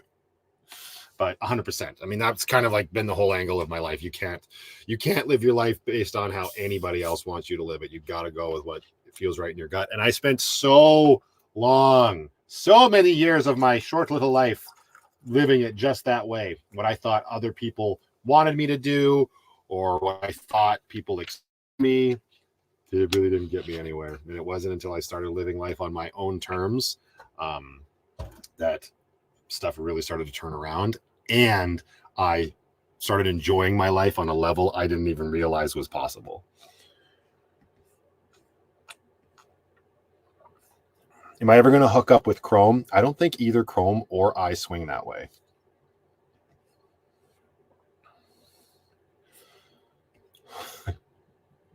Oh, speak of the little devil. I'm going to mute everybody because I think it's my little girl calling. So give me 1 second.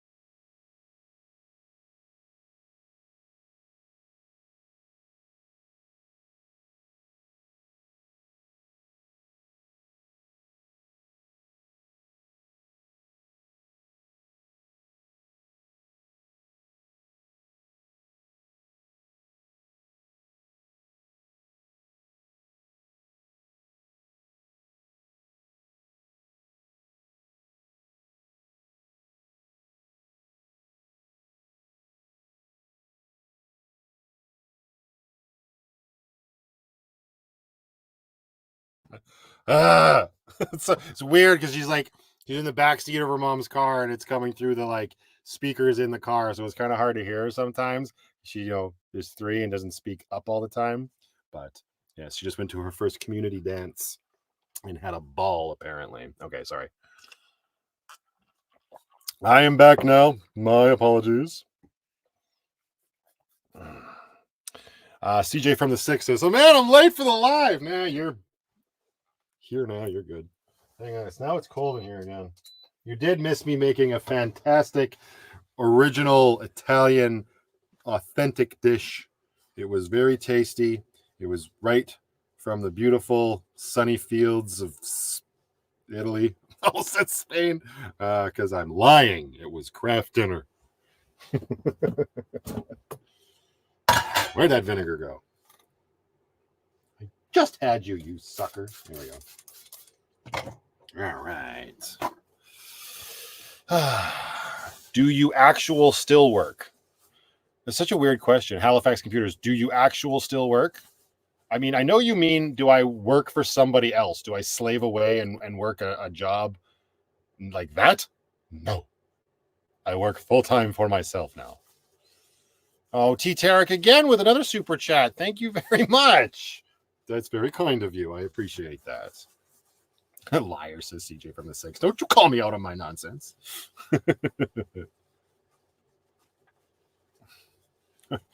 Vern's going to stress Amber out till all her hair falls out.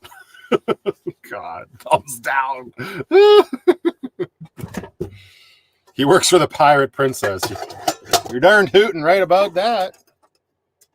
You will never work for anyone ever again. That is the plan, Chad, 100%. I'm very, very thankful. Very, very thankful. No, don't mind me. I got to clean my wood.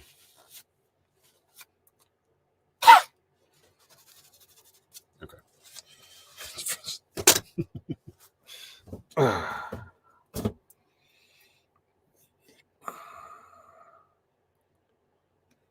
Jesse says, I need to take off and deal with life. Jesse, thank you for being here. I understand. We've all got one of those. Enjoy your weekend. Hey, Renee Ricks, how you doing? Thanks for the clover. Welcome to the live chat. Unfortunately, Black Wolf Joe, no, I can't. That Mystic sold out in 2 hours. You might be able to order it from the States. Check out Dixon.com. But I don't think they make it in 5X either. 3X, I think, is as big as it goes. Are we going to hear about Jill? Yep. I'm actually going to be filming that the next entry in that series tomorrow, maybe, Deb, and it'll go live next weekend. Because part one for her already went, I shouldn't say part one, but the first Jill episode already went live.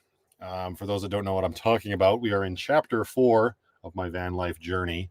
It is titled Sea of Heartbreak, and it is broken up into 5 parts. We've already completed Chelsea. We are now in the thick of Jill. That came out weird. But there's only been one video about her so far. But we're about to get to the next one. Don't you worry. Carol says, keep on being you. Thank you, Carol. I appreciate that. Also, hello to Dan the Van Dan and Miss Tina. How you guys doing? In regards to a recent comment from you, there is a Bethesda in Ontario. Oh, that's interesting. There's also Bethesda, Maryland, which is what I was talking about. That's where that mail came from. Also, the game company is in Maryland.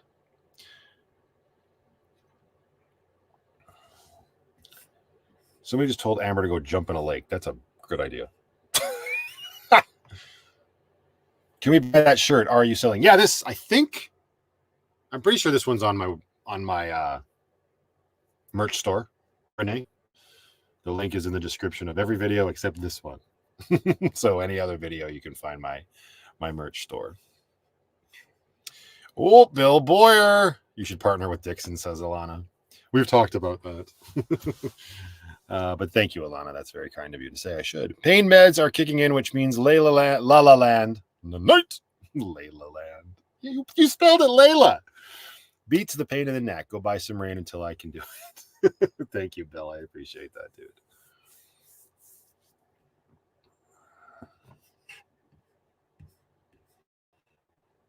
The five? He wonders if the five or what? Who are the five? Like the Pentaveret? Geez, you can't do a live when I went into work to rearrange some computers. Yes, it's Saturday. Well, that's your fault for working on a Saturday. Also, hi, Andrew. Matthew Penny needs more toys and a scratching post. That's actually true. I was at when I bought her that Kong toy the other day. I was looking at scratching posts. They're a little on the well, I mean, like they are a little on the pricey side, but she does. I'm gonna pick her up one next time I'm back in Calgary, probably, or if they have one at Nelson when I go, because she's got one of those corrugated cardboard scratchers here at my parents'. But yeah, she needs a proper scratching post would be good for sure. Amber's not here, man. Please leave a message at the tone. Matt, check out the Coachman 22XG available with Chevy chassis, 24 feet with a van like back door. I actually saw your message, Lori, wherever you sent it. I don't know if it was a comment or something, and I did look it up. It looks like they're only available new on the Ford chassis now. Those are more like campers, like what my parents have. Like it might not work for me for winter months, but I did see your message and I did look them up. Where to get a solar system installed between Edmonton and Calgary? I don't know. YouTube and do it yourself. I don't know. They got to be out there. If anybody in the chat knows of a place in Alberta that can do a solar install, maybe throw it into chat. I'm not familiar with it just because I did mine myself. Probably why I have so many issues with it. That carp life. Oh, thank you very much. That's very kind of you. You can clearly see how much your daughter loves her life with you, Matt. Life isn't restricted to the constraints we're told we're supposed to follow. You're doing an awesome job, bro, from a fellow dad. Thank you very much for the super chat. That means a lot. I appreciate it. As much as I'm like my own best supporter when it comes to like what I'm doing, it's really, really cool when I hear stuff like that. And I hear it a lot. Just Cam and his Jeep is like another huge supporter of mine, and he's a dad as well. It's very cool to see. And I hope that I've been able to help out other dads that might be like worried that they can't do this, that, or the other thing because of XYZ. A lot of people have gone through hard times, that is for sure. So thank you again, Carp Life. I appreciate that. Penny doesn't need toys, she needs food. No, she needs toys so she can burn off the food. Grizzly K100 says, hey bro, you keep being you. Have a great weekend. Thank you, Grizzly. Sorry, I'm a little bit behind in the chat now, you guys. Jody Swanson says, oh, she sends the Jeep. I love that. The Jeep Grill. I was so stoked to see you join the Jeep life. My husband and I watch you religiously. You have us discussing this lifestyle daily. Hey, well, there you go. Very cool. Yeah, actually, I used to have a Wrangler, a 2009 Jeep Wrangler, way before I was making YouTube videos or anything. But yeah, I love Grace. She was a great addition to the fleet, that's for sure. If we can call it a fleet. I don't know. CJ from the 6 says, late for the live since I was doing my taxes, getting a refund. So super chat dollars for Matthew. Oh, wow. That's one way to spend your tax refund. Thank you very much, CJ from the 6. I appreciate that. It's very kind of you. And again, you weren't late. You arrived precisely when you meant to. And Renee Rick sends a super sticker. Oh, thank you very much, Renee. I appreciate that. That's very kind. Toys for Penny. Fun fact, catnip is part of the mint family. Well, maybe not fun. I love it. Like, fun fact, but it's not fun. It's a fact, though. Nailed it. Are you only a cat dad, or have you considered a dog ever? I've given it some thought for sure. I don't know if that's in my future right away. Brooklyn, a while back, asked me for a puppy. Like just randomly brain synapses firing as only a 3-year-old can, and asked for a dog. So obviously if she asked for that, now I have to labor over that and consider it for a very long time, even though she's already on to the next thought of slime or whatever. But I've thought about it. I don't see it happening until I don't know that I would do a dog in a van. If maybe if I ever got sticks and bricks, then that could be something. But I don't know that I'm really built to have a dog in a van. Again, never say never, but I'm definitely not while Penny's around because damn.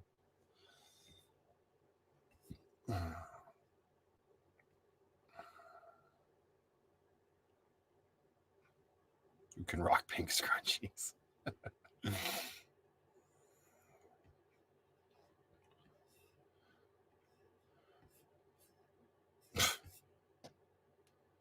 With the Jeep, you're in a committed relationship. You're not wrong about that, Cam.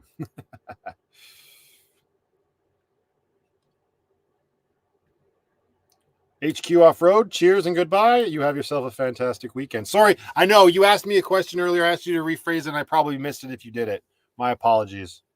I am sorry. Have you ever explained the ring on your necklace? Did I miss it? No, you haven't missed anything.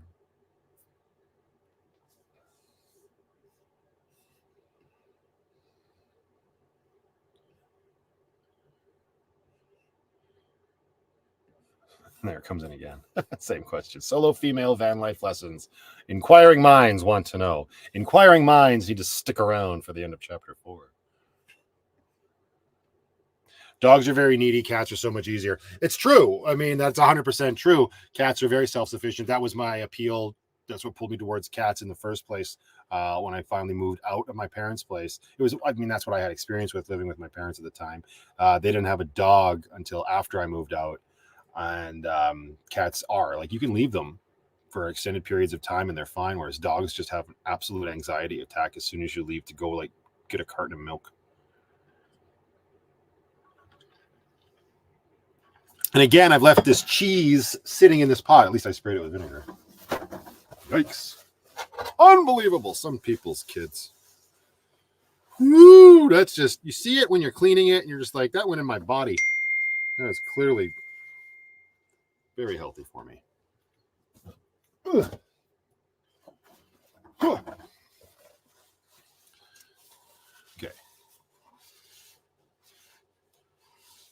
Dogs have people, cats have staff. Yeah, that's true. Although we're all picking up their poop at the end of the day. Unless you're an asshole who has their dog out and doesn't pick up their dookie. That makes you the lowest of the low. Ah. Where'd it go? I love other people's dogs, right? I know exactly what you mean. Say, I love other people's kids. Hear that a lot. Like you drop them off and then they leave. That's why grandparents are so popular. All the fun, none of the responsibility. I'm just kidding. What was that now?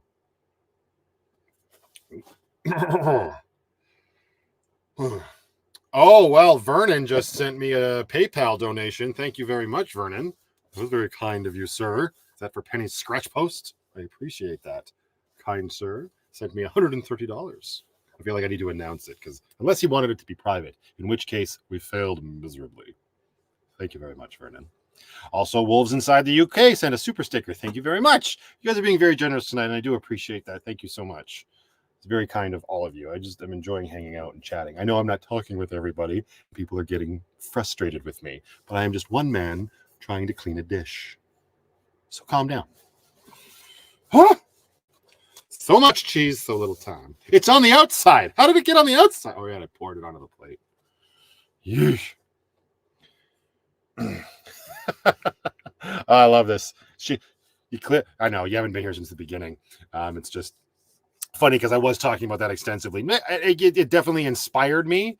And yeah, now that I'm out here in BC and I have Lucky here and she's going to be here for an extended stay, I am seriously considering some drastic changes. I'll just leave it at that so I'm not repeating myself too much.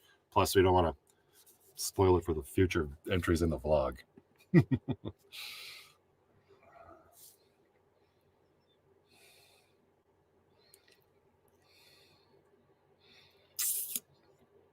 You can get Penny some toys and a scratching post, he said.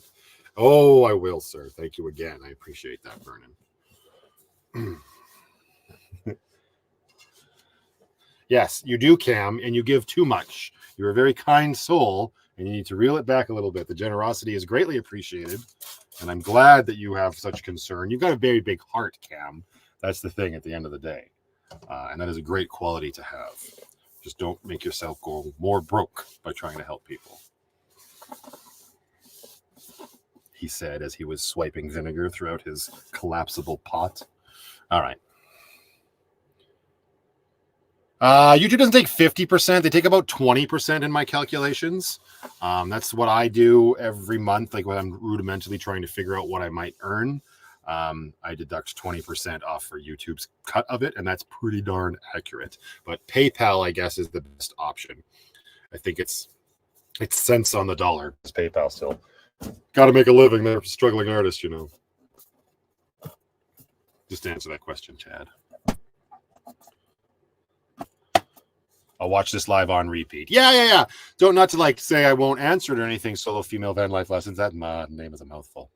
But yeah, I there's been a lot, and like I said, it'll also happen in the vlog in the coming weeks, right? There's the plan. Is anyone going to say hello to me? Hello, Robin. I missed you. How are you tonight? I hope you're staying warm down there in Arizona. My parents are just a state over in Laughlin, Nevada right now.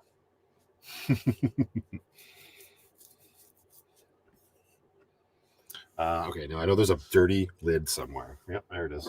I knew it. I sought it to be true. What time is it?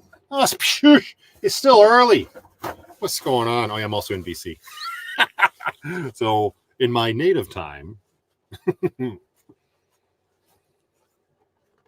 we can tell you're struggling. You're eating craft dinner. Oh, come on now. I have it. I had to get rid of it. I didn't want to waste it. Although this box, I don't know that I want to risk it. Again, it's dehydrated pasta. I'm sure it's fine. Dehydrated pasta? Is that just all pasta? Just dry pasta. What's the matter with you? But it does say it expired in February of last year. Like a full year ago. Actually, a full year and 2 days is when this box expired. Is that a thing? Let me put that right there. You can see it on the... No, it's not. It's going to be too bright. Doesn't matter. But either way, yes, I wanted to start getting stuff out of my cupboards exactly for the reason of remodeling potentially. It's going to be kind of cool when I think about it. It's like something different that I haven't done on the channel since chapter 1, and so many people weren't around for chapter 1, right? So it'll have a very similar feeling, I think, to when I was coming out to the van every morning to work on it.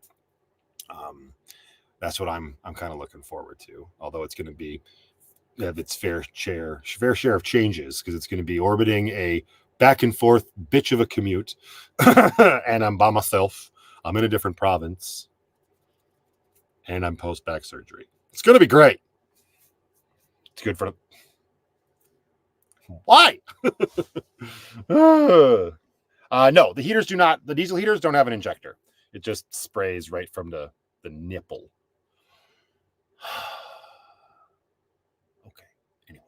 That's kind of what I thought. Yeah, it's fine to eat. It's the best by date, not expiry date. 100%. The cheese might be a little weary. The powder might be a cheesy brick. It's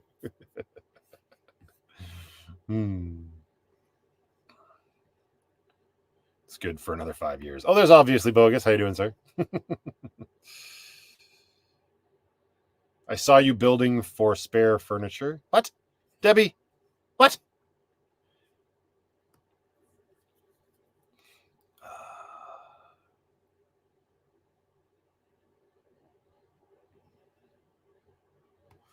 Does it say best before on this one?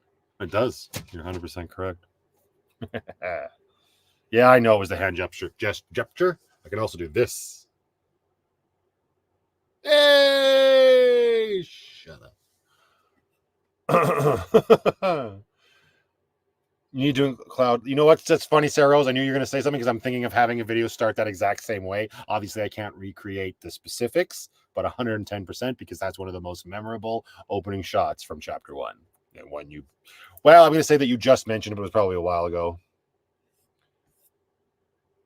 Hey, brother, have you played Cross Out on the Xbox One or the PlayStation or the Nintendo Switch? No, I've never even heard of Cross Out.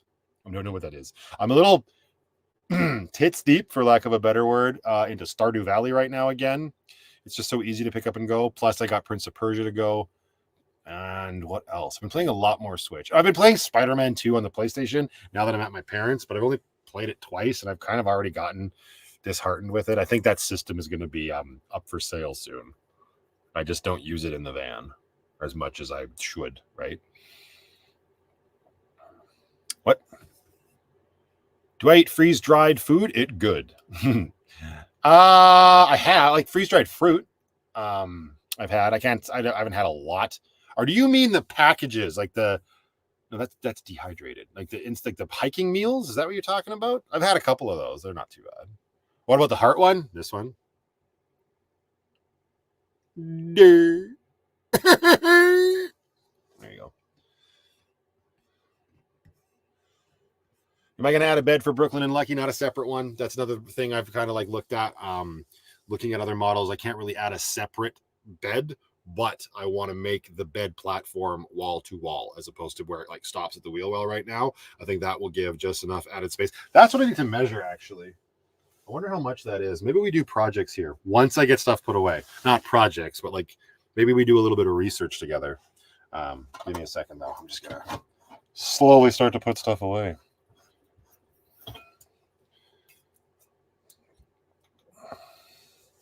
Have I made a decision on what I'm doing with my PlayStation? I'm probably just going to put it up for sale. I'm not going to give my PlayStation 5 to my cousin. Are you crazy? Amber's like, just give it to his favorite cousin. Hang on a second.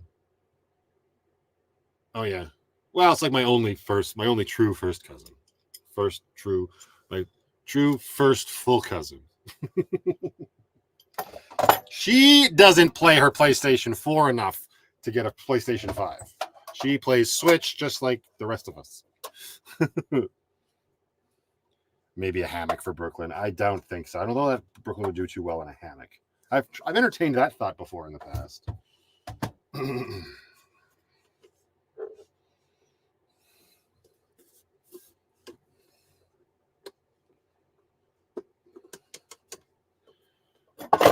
Careful what I say. I always say exactly what I mean.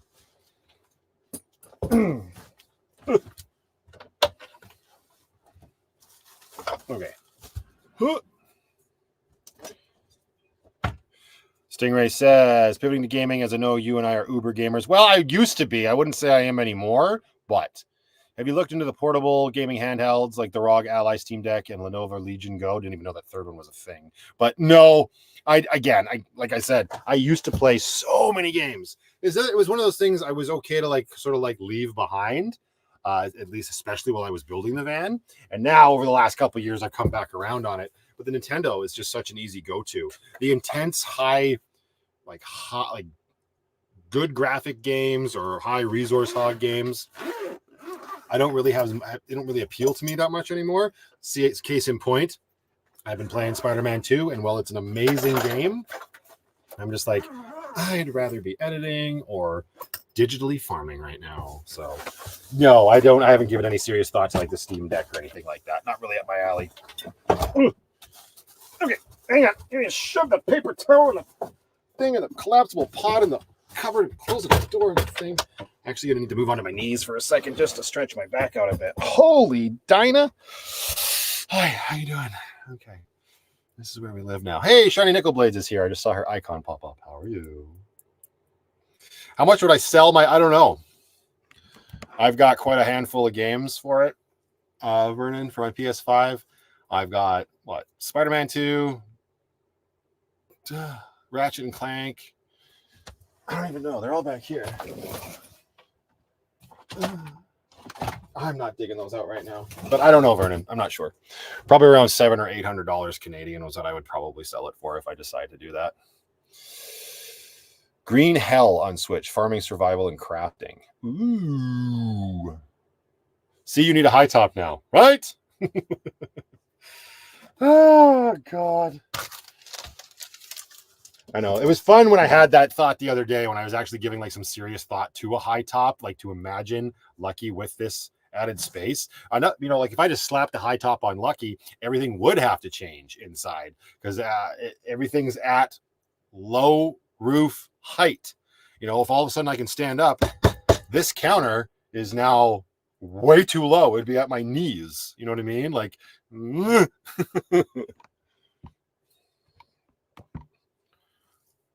how much is that in US dollars? I have no idea, sir. I'm horrible at that. Although probably not that much because your dollars are less than ours, right? Well, not less than, they're worth more or something like that. Hey Siri, what's 800 Canadian dollars in USD? $800 is 594 US dollars and 62 cents. There you go. $600 basically. Curious to see his reaction to new beer. I think she was talking to Sarah Rose. Were you talking to me, Amber? I think she's talking to Sarah Rose about discovering a new beer.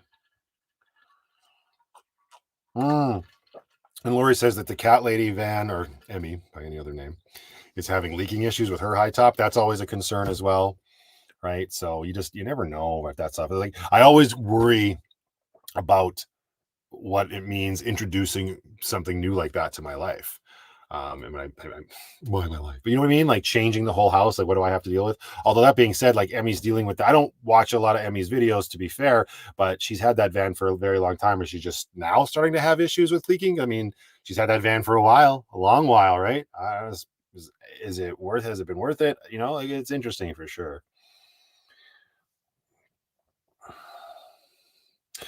Being said, like as soon as you start doing that, like Kevin was saying it earlier, like these leaking concerns, any of these vans that have had these roofs added on post build, it's like changing the structural integrity of anything is going to introduce the chance for things to just go catastrophically wrong. So I'm actually fine. Like he's already got leaks in the roof without a high top because I blew holes in the roof back there. You know what I mean? Like, oh,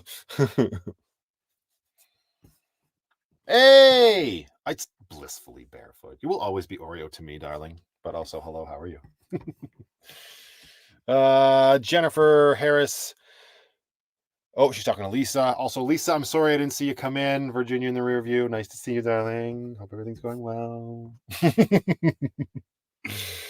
Robin, thank you very much for the super sticker, my dear. I hope you're starting to warm up down there in Arizona. I appreciate that.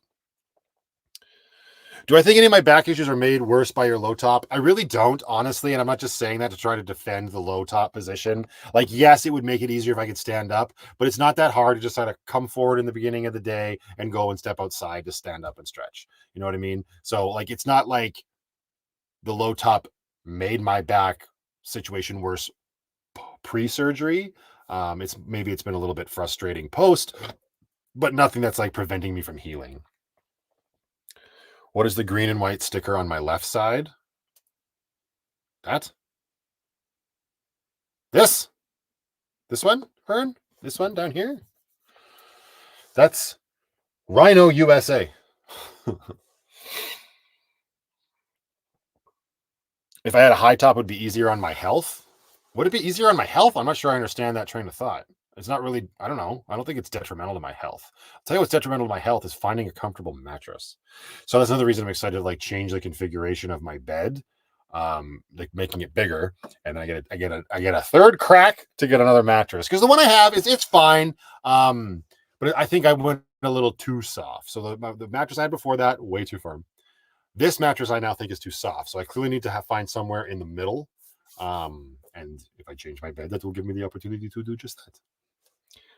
Low top is better for health. Whoa, we've got people on both sides of the argument.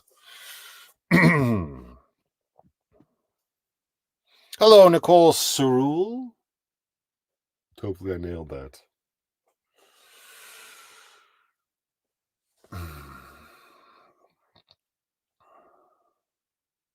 Where did I get my mattress? My mattress came from a place called Dormir Mattress in Calgary.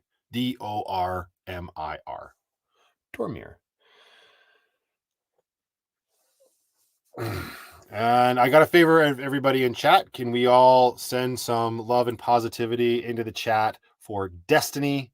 She just had surgery last week. I've been asked to send her some good vibes. And I don't think there's any better way for VanlifePLUS to send good vibes other than having the entire community wish Destiny a fast and healthy recovery. Also directly from me to you. Destiny, I hope you start to feel better very soon.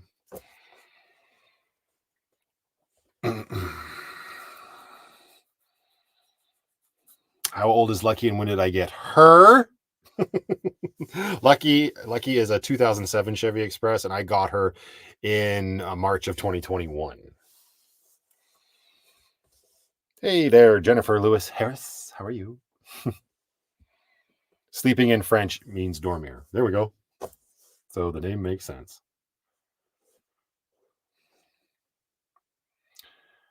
Destiny Plays, I answered your question. Stop spamming it, please, and thank you. Hopefully that's a different Destiny.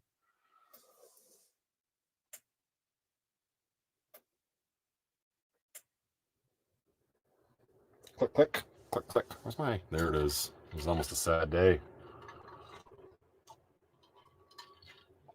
Oh, Destiny's 15. Well, I hope the love from the community reaches you and everything starts to sort of turn around and look up, up, up. Look outside says, thank you for the frequent uploads. Any plans to continue painting the exterior when it warms up? Yeah. I mean, it's already warmer in BC. I could do painting here. And I was going to start some of it tomorrow, but I forgot to get the cardboard paper to cover up the windows and stuff and the parts that I don't want to paint. So I have 10 cans of spray paint at the ready. I just forgot to grab that paper and painter's tape. Although, no, never mind. As I say that, there's literally painter's tape right there. But yes, there are plans. Oh my gosh, I just spit in Nancy's eye again.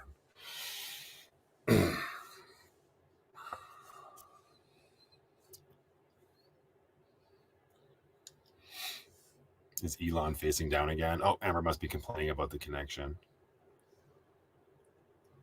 Use some newspapers. Who has that many newspapers lying around in 2024? Karen, thank you so much for being here. Enjoy your weekend, my dear. We'll see you in the next one.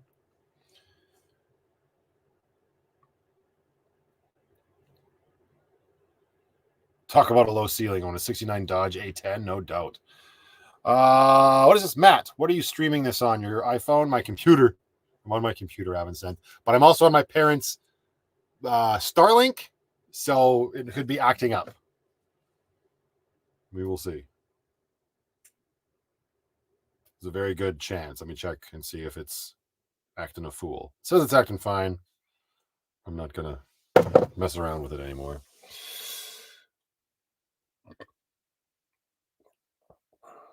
Is everything working okay now? Or is the connection really spotty? Let's do a catch up here. Let me know if the connection's okay. It's buffering all the time. That very well could be.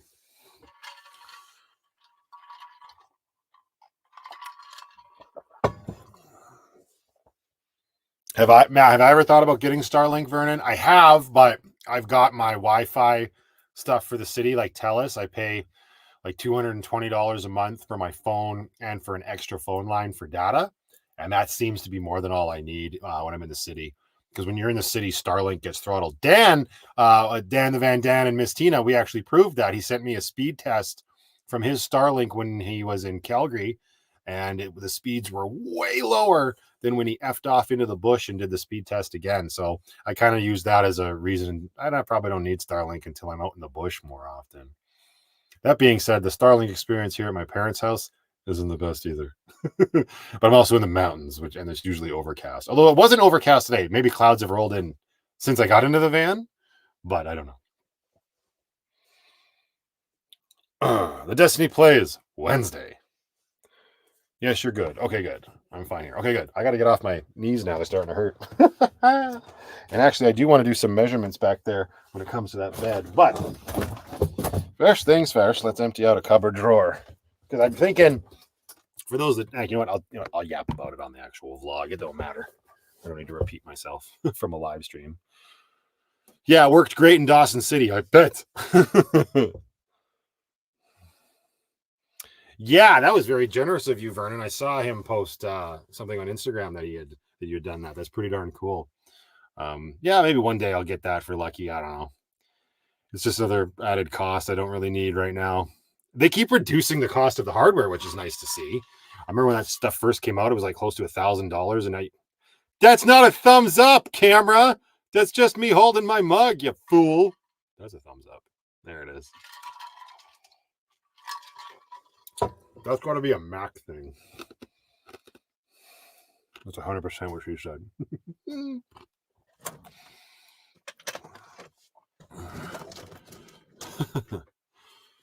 Ooh. Okay, bring this up here. I brought a box for this. So I've got this top drawer, which has just a whole bunch of stuff in it that I've got to go through. It'd be easier to go through and get rid of if I schlep it into my parents' house. Fire starter in the top drawer, as you do. Turn this heater up. Chilly in here. My Tootsies are cold, man. Am I drinking rum tonight? Yes. Yes, I am. That's a Mac thing. I think it's like a FaceTime thing where it originated, Chad. I can also do thumbs down. Right? I can do 2 thumbs up gives us fireworks. I can do this. There's something else. I can't remember. My niece taught me one. I can't remember what it is now. Well, wait, what does this do? Balloons. Okay, there we go. Anyways, there's something else I'm forgetting. I can't remember, but yeah, there's lots of them. Real good that we got those. Real important. I don't know why people keep asking. I said Wednesday. People keep spamming. When will you go live next? Phyllis had a Malibu. Oh, like one of those pre-mixed Malibu cans, I'm assuming. Yeah, giggity. It's Friday night. Time to cut loose. I need to make this on the vlog sometime. My mom got me this. It was a stocking stuffer this year. Mexican tortilla soup mix. But it would take a huge vat of water, so I haven't done it yet. But should do it. Maybe that's something that I do this week. Because soup refrigerates, right? You betcha. How cold is it? I'm not sure what the temperature is here right now. Let's see what the phone says. It's going to lie to me no matter what. It's either -4 or -9. Could go either way in Celsius. Pre-soak the beans. Yeah, okay. That's good advice. If you had unlimited money, what dream vehicle would I be in? If I had unlimited money, I don't know. That's a hard question. I really want a Raptor R. And more to like throw it back to earlier in the live stream, I'd get that Raptor R and I would spend whatever it costs to increase its payload so I can have a huge camper on the back of it. And then I would Baja jump that Raptor R with the camper. Money is no object. I don't know. So I don't know. If I had unlimited money, I'd probably buy a place for my little girl to inherit from me when I go.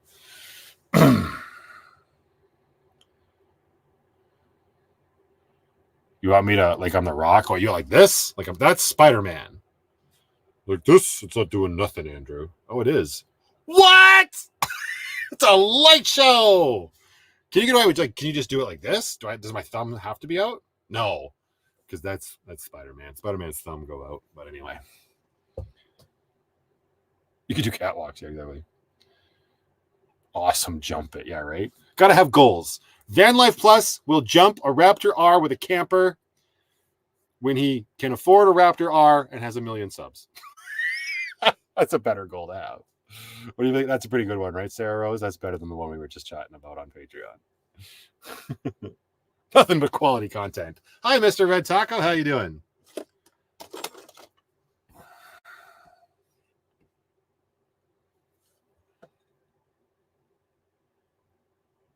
Wow. Crafty Michelle says, hey, Matthew, my husband calls you my boyfriend because I saw you without a shirt. That was you the other night? I'm sorry for calling the police. Had I known it was you, I wouldn't have done that. You need a $6 million man. You're right. Grab Penny a toy from me. Oh, thank you, Nicole. That's very kind of you. I'm going into town in the next couple of days. I will get her another new toy. She is very spoiled, but she deserves it. And thank you very much. I was going to say, and she gives you her thanks, which she probably does. But she's being nice and warm in the lap of luxury right now. Thank you. That's very kind, Nicole. It was pretty darn good, Mr. Red Taco. I drove in from Banff today, and I'll just leave it at that and let you discover why from the vlog that will come out eventually. The Destiny plays. Ask it again, and I'll be my own moderator. It's a little obnoxious. I've already answered it 1 million times.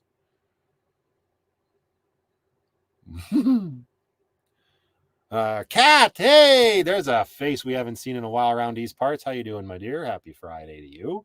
Kat's been around the channel for quite a while, but she's been very busy, so she has not been around the live streams. Am I doing a meetup anytime soon? Probably not anytime soon because Lucky's parked. But I don't know. It's something that gets asked of me a lot. It's not really my scene, but it might be a good thing to do for the community. It might be a lot of fun. So I will keep you posted. Let's just keep it that way. Ice maker. I definitely need an ice maker. Although any fridge that also has an ice maker in it is bigger than the fridge I have, and see the previous part of this live stream as to why that's probably detrimental. Abby says, why a Chevy van instead of a Ford? Because it's what was available. When I was buying Lucky, I didn't have the luxury of picking. That being said, I was more than happy to get the Chevy because the Chevy 4.8 liter engine is a tank. There have been like no problems, especially when you compare it to the higher, the 6 and the 6.6 diesel. It's a great engine in this guy. And I also like the fact that I don't have the diaper ass like the extended Fords do. It's nice having the actual longer wheelbase on the Chevy. Makes turning radius a little bit more shit. I think that's how that works. But Kootenai meetup. I guess I could do that for fun. I'm out here. Why not? All right, meet up tomorrow. Stay tuned for a place. Am I planning on doing a St. Patty's Day live stream again this year? You know what, Debbie? Great question. I don't know. I know you'll miss it if I do because you're going to be on your cruise, but I honestly don't know. Last year I did a 10-hour live stream. It was a lot of fun. St. Patrick's Day is a big deal around these parts. It has come to be. Although with the way I've structured this chapter and the heartbreak stories and whatnot, I'm just not sure. It's also on a Sunday, and I'm probably going to have my little girl the night before, so we'll have to see. Sometimes things just don't work out, you know? Or maybe I do it on the Friday beforehand. I don't know. We'll see.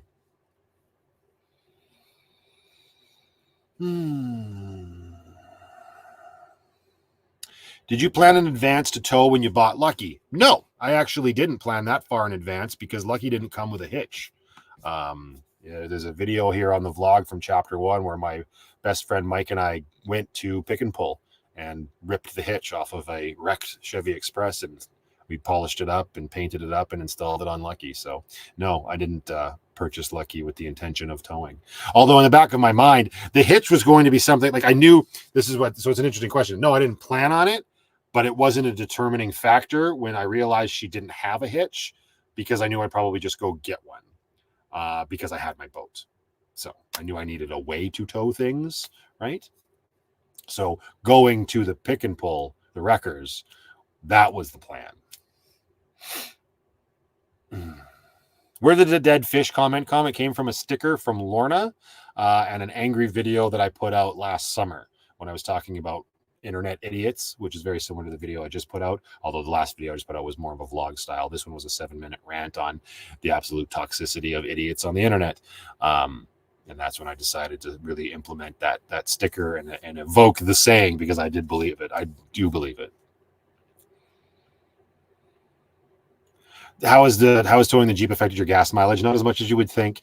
I'm sure there has definitely been an increase in it or whatever, or however you want to say that, decrease in my gas mileage, but nothing so like detrimental where it's like, whoa, I cannot be towing this thing everywhere. It's like it's part of the rig. It's fine. Didn't you say you paid like $25 for that hitch? Yeah, something that sounds about right. I'd have to go back and watch the actual video, but when you pull those parts off the vehicles yourselves, they're so cheap. You can get like new seats for like $50 or $75, if that. $75 sounds too expensive from Pick and Pull. Kat says the Jeep is cool, but what's its purpose? To look cool. No, the Jeep's purpose, actually, that's good. I'll highlight that. The Jeep's purpose is to make my life easier, especially since I have my little girl. I no longer have to get the van into drive mode from living mode and go and pick her up from daycare or school, however you want to call it. It's one and the same. With the van and then lumber all over the city. I do that almost every day. I do 5 days out of the week. I pick her up and I have her. And I was doing that in Lucky. And while I would still be doing that, I had the fortune to be able to purchase myself a vehicle that I could also bring along with the van, and it makes things so much easier. And especially right now that I'm doing this house sitting for my parents, the Jeep or the van is staying put. And I actually just got back from my first round trip back to Calgary today. I'm back in BC, and the Irish Pirate Queen was the reason I am able to do that so efficiently and quickly. Plus, she's pretty and sexy, and she looks great with her top off. So, shush!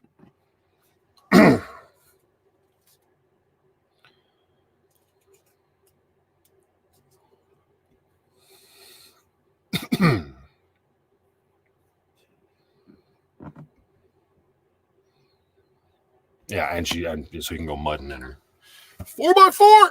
And I really wanted to drive stick again too.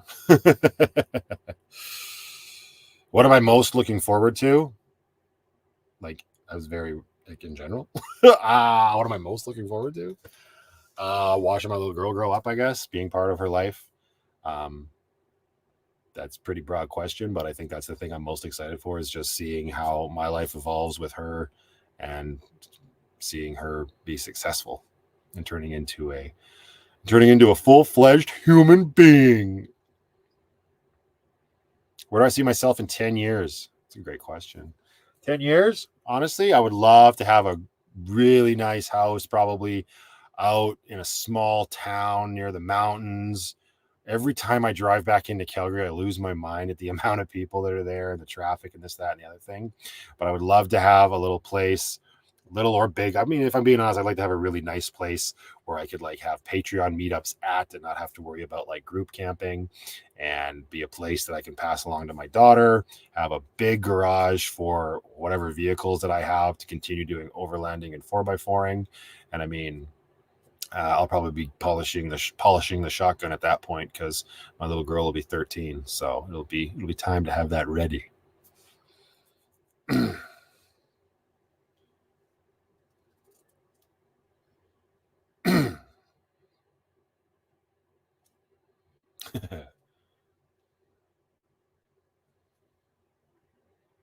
Okay, anyways, I got distracted. Give me a second. I really got to start getting this stuff out of here. So I put two things in here so far: Restoralax and tortilla soup mix. All the drugs, all of the vitamins. I got a whole bunch of like instant mixes as well. All this out. Yes. I haven't used these in a while, but I've talked about them very briefly on the channel before. See these little things? These are little homemade corn on the cob skewers that my dad made, that we had in our camping trailer in New Denver when I was growing up. He made these. They're just like little pieces of dowel with screws countersunk into them. And it's what we would use to eat corn on the cob when we were vacationing in New Denver. And they were going to throw these out when they were moving. And I was like, nay, I shall take them and put them in the tiny home on wheels, which at that point did not have a name yet. And they've been in here ever since. So obviously those have to stay. Get rid of these. Yes, more fire starter stuff, fire sticks.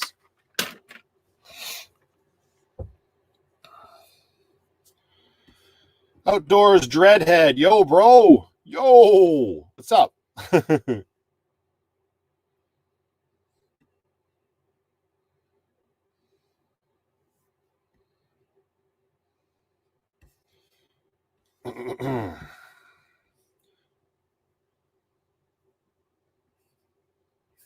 Oh, I missed something up here. Hang on. The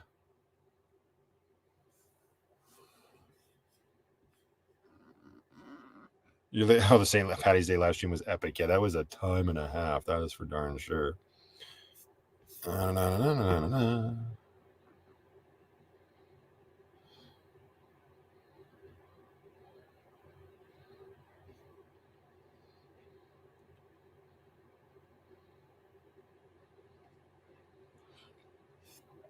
Okay. You could become a camping ASMR channel if you leave full-time van life. Those channels are really popular, like Alberta camping, like AB camping. Yeah, I guess. I don't think people really, I mean, I know that a lot of people really do enjoy my long format videos where I don't speak a lot, like my Christmas Day video. A handful of people really don't like that from me though, as well, because they know they come to my channel for for me talking. But I think it's a nice break for me to do. Like maybe once every couple months, I can see myself putting out a longer format video, like right now before I leave van life, if that is something that happens in the future, right? But I appreciate you pointing that out. That is something that's crossed my mind as well. It's amazing how well those sorts of videos do as well. It's just nuts. It causes a stroke every time he has to stay quiet. I never have to stay quiet.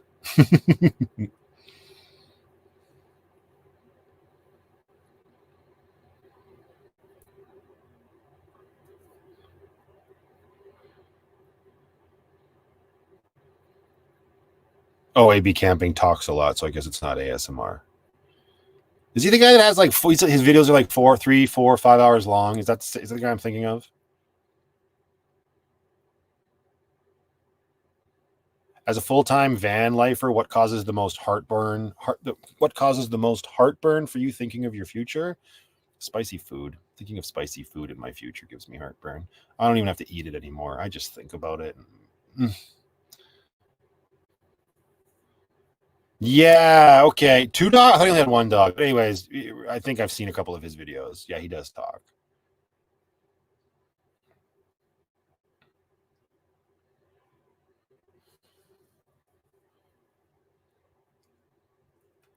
What will my next job be? Hopefully, I don't have a next job. I mean, that's if I'm being honest. I hope this is it. And if it's not, if something happens and I have to get something, who knows? I'll figure it out then. But right now, like I've said before, I can't do myself the disservice and not give this a good old college try. So obviously, I want this to be it. This is my job. I hope there isn't a next job.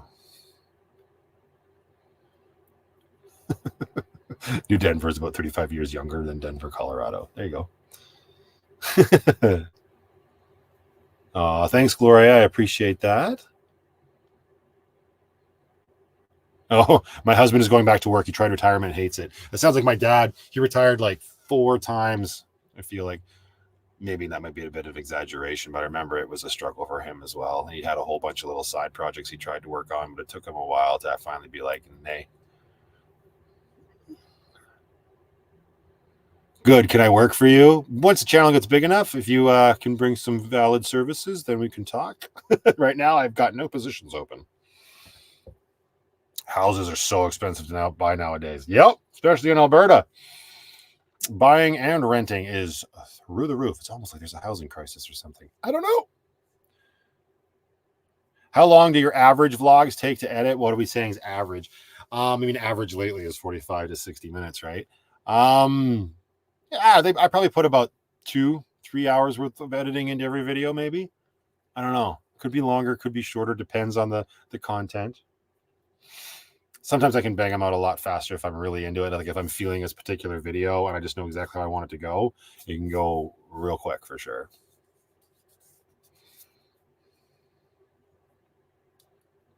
Yeah, sure is.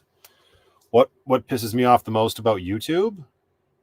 I don't know what pisses me off the most. It's not that I'm pissed off the most. It's just that you can, as much as you are working for yourself, you're actually not. You're still working for someone else in a certain sense, right? And at any moment, something could go wrong and you could get your channel taken away. And how do I know? It happened to me, right? So it's a scary thing to think about, but it's out of your control, really. Well, it's not. I mean, no, it really is. It really is out of your control. Anything could go wrong at any time. What's the average price for a 2-room apartment rental in Calgary? $2,000 seems to be. You can get some places a little bit lower, around 1,800, but there's nothing that's got 2 bedrooms. That's not, that's on it, which is crazy because the Sticks and Bricks apartment that I was in right before Van Life, which there are some shots of in the earlier episodes of Chapter 1. I believe we were paying around $1,100 or $1,200 for that place, so it's gone up by about $800 in less than 3 years. That's like what? If you can run YouTube, how would I run it? No idea. Don't have any idea what would go into running YouTube.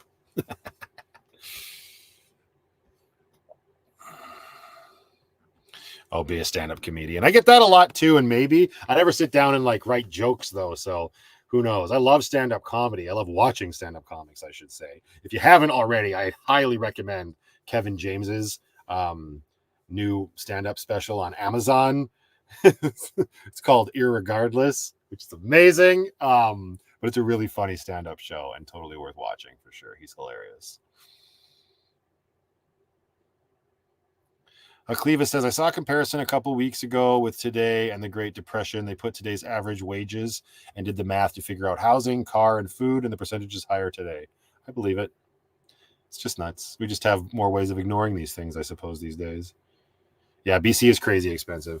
It's even like I don't know how people live here. I have no idea. I go to the grocery store just to get a few things, and it's just outlandish. It's mind-boggling. It's a nice place to visit.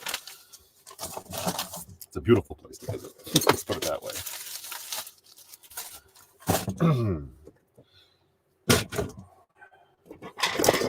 Yes, look, I've got 3 bottles of bubble bath in this drawer. Wonder where those came from. Absolutely, Robert Mitchell. Yeah, van life is a lot cheaper than today's rent. That's what I've been saying all night. I make payments on a brand new, well, not anymore, Jeep Wrangler. I could buy a brand new Toyota Tundra and put a new camper on that. And between those payments and the Jeep, I would still be paying less a month than rent. It's nuts. 2-bedroom, 2-bathroom house in Kamloops, $600,000. That's actually on the low end. No, I'm just kidding. But exactly. Hey there, Kathy Dunn. Thank you very much. Welcome to the live chat.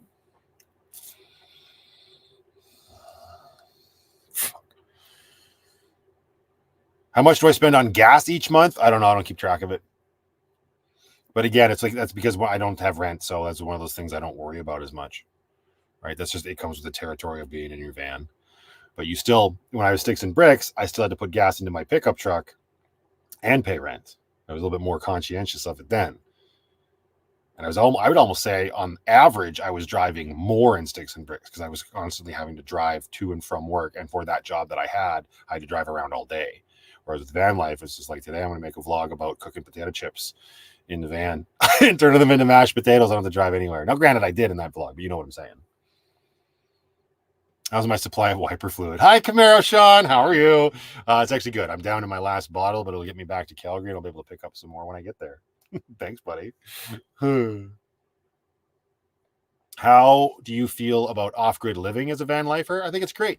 I looked into those earth ships years ago. Those ones that you can like make yourself out of like rubber tires and whatnot. Off-grid living is great. Pork Chop really wants to ask me something, but not so much that they put it into the first comment. Go ahead, Pork Chop. If I see it, I'll read it. I know someone who paid more for his truck payment than I paid for rent. Yeah, that's the way things used to be. And if you got like a $150,000 truck, 100%.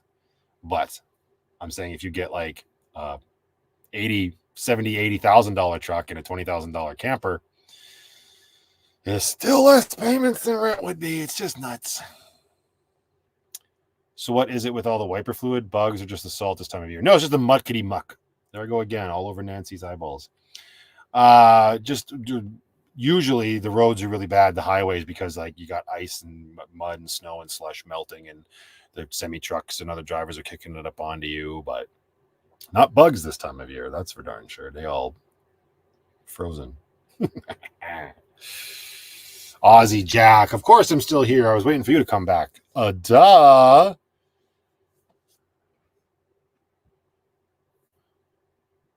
If my vehicle could drink alcohol, what kind of alcohol would it drink? Rum. It's a pirate ship. Hello. Come on now. Good night, Kat. Thanks for stopping in. Have yourself a good weekend, my dear. Yeah, I walk a lot, Kev. Walking is one of the best things for my back right now, for sure. Had to pick something up to send to me. Oh, Aussie Jack. Always thinking of me. You don't have to spoil me like that. Don't give me that nonsense. I had to step out to buy you a present. Baloney.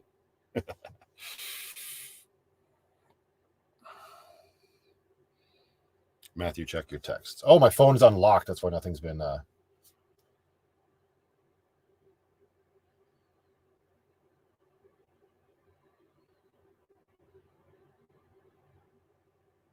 I was replying as Amber, dropping gold and nothing. Okay. I don't know. Yeah. This probably because I tend to not read Amber's comments as much. When you are around Amber almost every day like I am, you don't really read her comments on a live stream as much as you might think one does. Any idea for dates for the 2024 camp meetup? Yes, but you have to be on my Patreon to know that. But I do have that all sorted out. Oh, this live stream is quality content. Quality content. Thank you very much, Lisa. Someone who I hope to see at this year's Patreon meetup. Thank you very much for the super chat, Lisa. I'm going to throw that up there. I'm going to throw it up there because heck yeah. And Lisa is now living full time in her tiny home on wheels as well. I hope it's going very well, my dear. Thank you very much.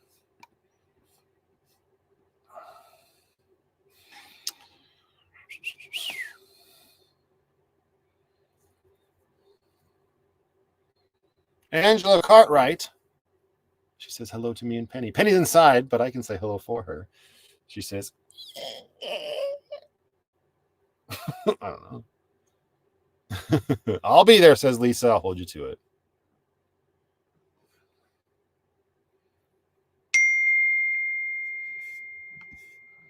Other people think they text him. Text him. He's on a live stream. Don't text me. Okay, moving right along. I guess I take this into the house. I should have made myself some refried beans. I could have had burritos for dinner. Well, the cheesy pasta will have to do. All right, let's get more stuff in here. I don't even know why I'm like organizing in this box. Just get it all in here. I got vanilla extract coming out of my ass. Not literally, but okay. Lots of pepper. Did I just spill pepper all over the drawer? Good grief, man. Okay.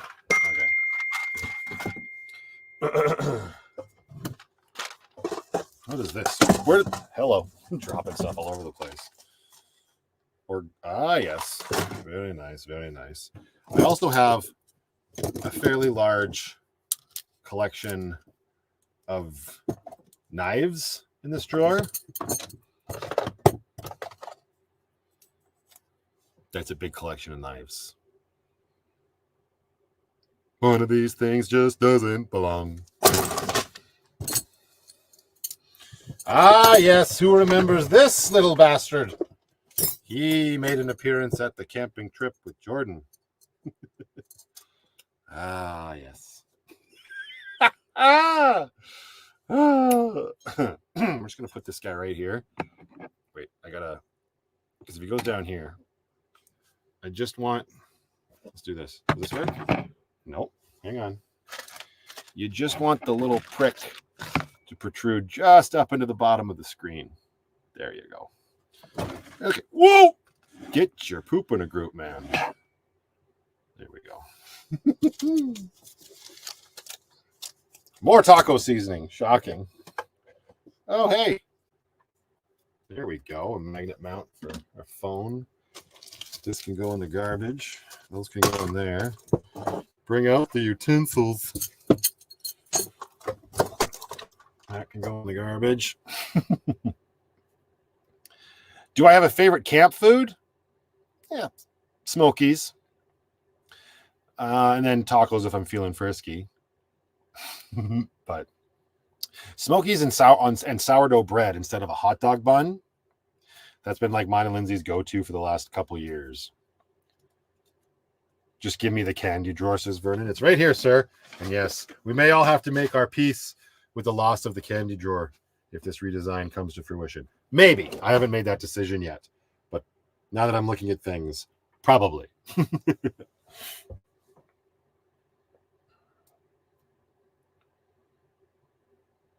How old are my solar panels? Year and a half, 2.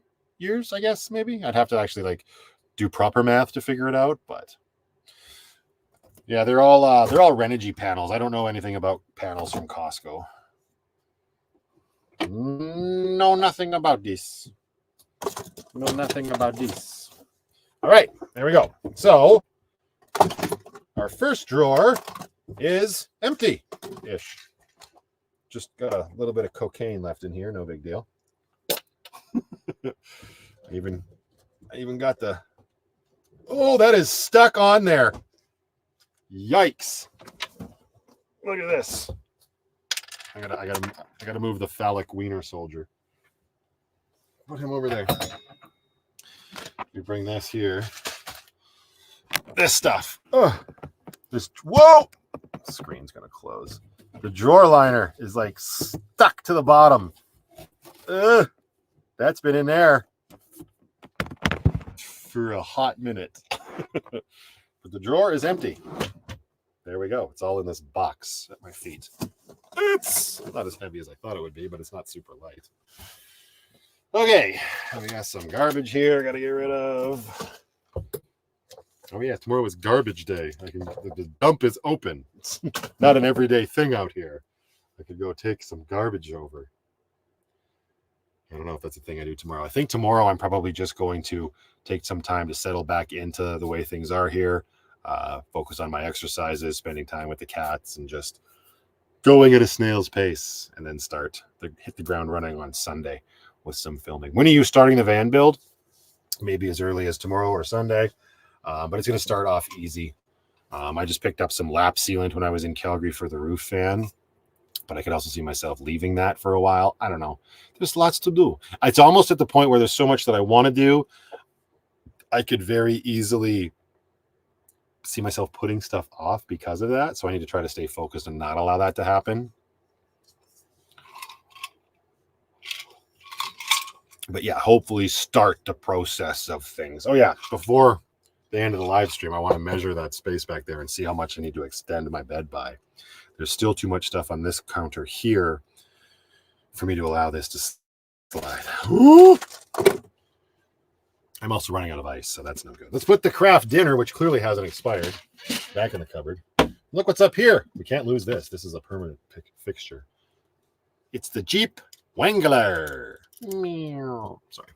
Anyway, moving right along. Refried beans. Those can go in there. Yes, yes, yes. Let's slide this. Wait, where's the other oven mitt? That can go back in here. T. Stelly, a rebuild of Lucky. We were talking about it at the beginning of the live stream. That's kind of where I'm leaning right now. Lucky 2.0 may actually be Lucky version 2.0 instead of like a brand new alternative. We'll see. Oh my God. Aussie Jack. Ugh.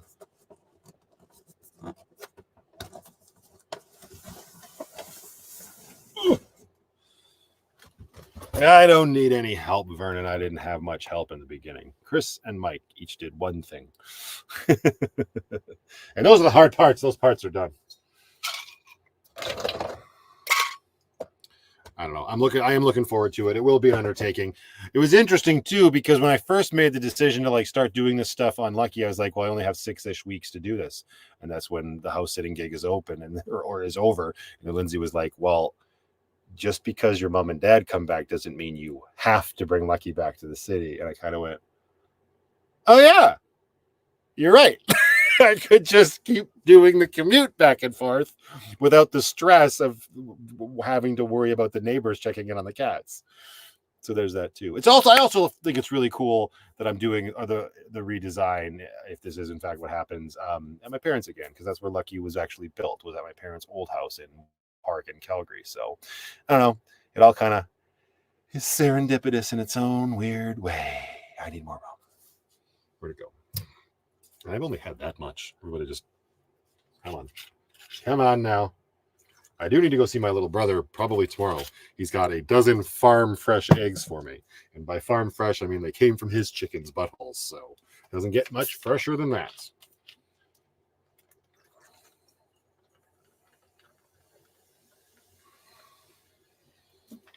My folks are in the States right now.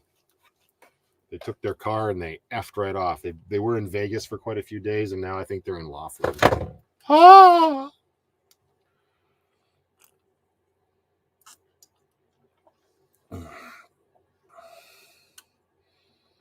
Any ideas for seating in a rebuild? I don't know. I know, and that's kind of where this all started, Dork Forge. I imagine this whole area here with the overhead cabinet and the 3 drawers as some sort of a bench seat style with a fold out or a removable tabletop. Yes. I just don't know. That sort of thing is it's so perfect when you're camping. But living in it full time with as much stuff as I have, I just don't know that it would be beneficial. Because then, of course, I was imagining that seating area can turn into a bed. But I don't know if seating is going to be. I don't do a lot of entertaining anyway, so I don't know. All things to consider. Get in there, you.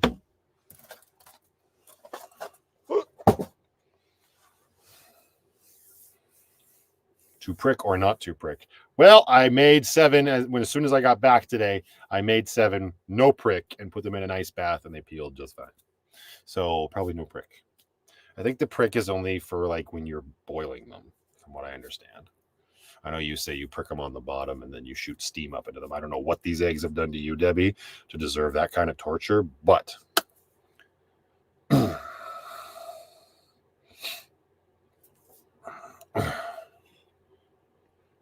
I ever scared that someone can steal my van? No. I never worry about that. Who the hell's going to steal the van? That's just one of those things you could get so worried about something and then you just don't do anything out of fear. No, just do it. Somebody steals the van, well, you're going to get what's coming to them. But it's not something I'm not around a lot of sketchy places. That's a huge benefit of living my van life around the areas where I spent my entire life. I'm very familiar with where the good areas are and the bad areas are and where to stay away from, where to park at what times. And it's just about being smart. A black and yellow car seat for Brooklyn and Side Grace. Well, it looked like a bumblebee, but I get what you're saying. So it matches Grace's colors. She got a car seat. It's okay. She is just fine. She's almost going to be done with car seats soon. She's going to be on the boosters really soon. She's a big 3-year-old. Nobody's going to steal Penny. Penny would claw their eyes out. Is Lucky ever going to be one color on the outside? Well, no. She will never be one color again. My favorite van food. I don't know. What does van food mean? I mean, probably tacos, but tacos is just my favorite food, and they're just still so easy to make in a van. So, tacos. Yeah, in Toronto. There's another reason to not go to Toronto. No offense.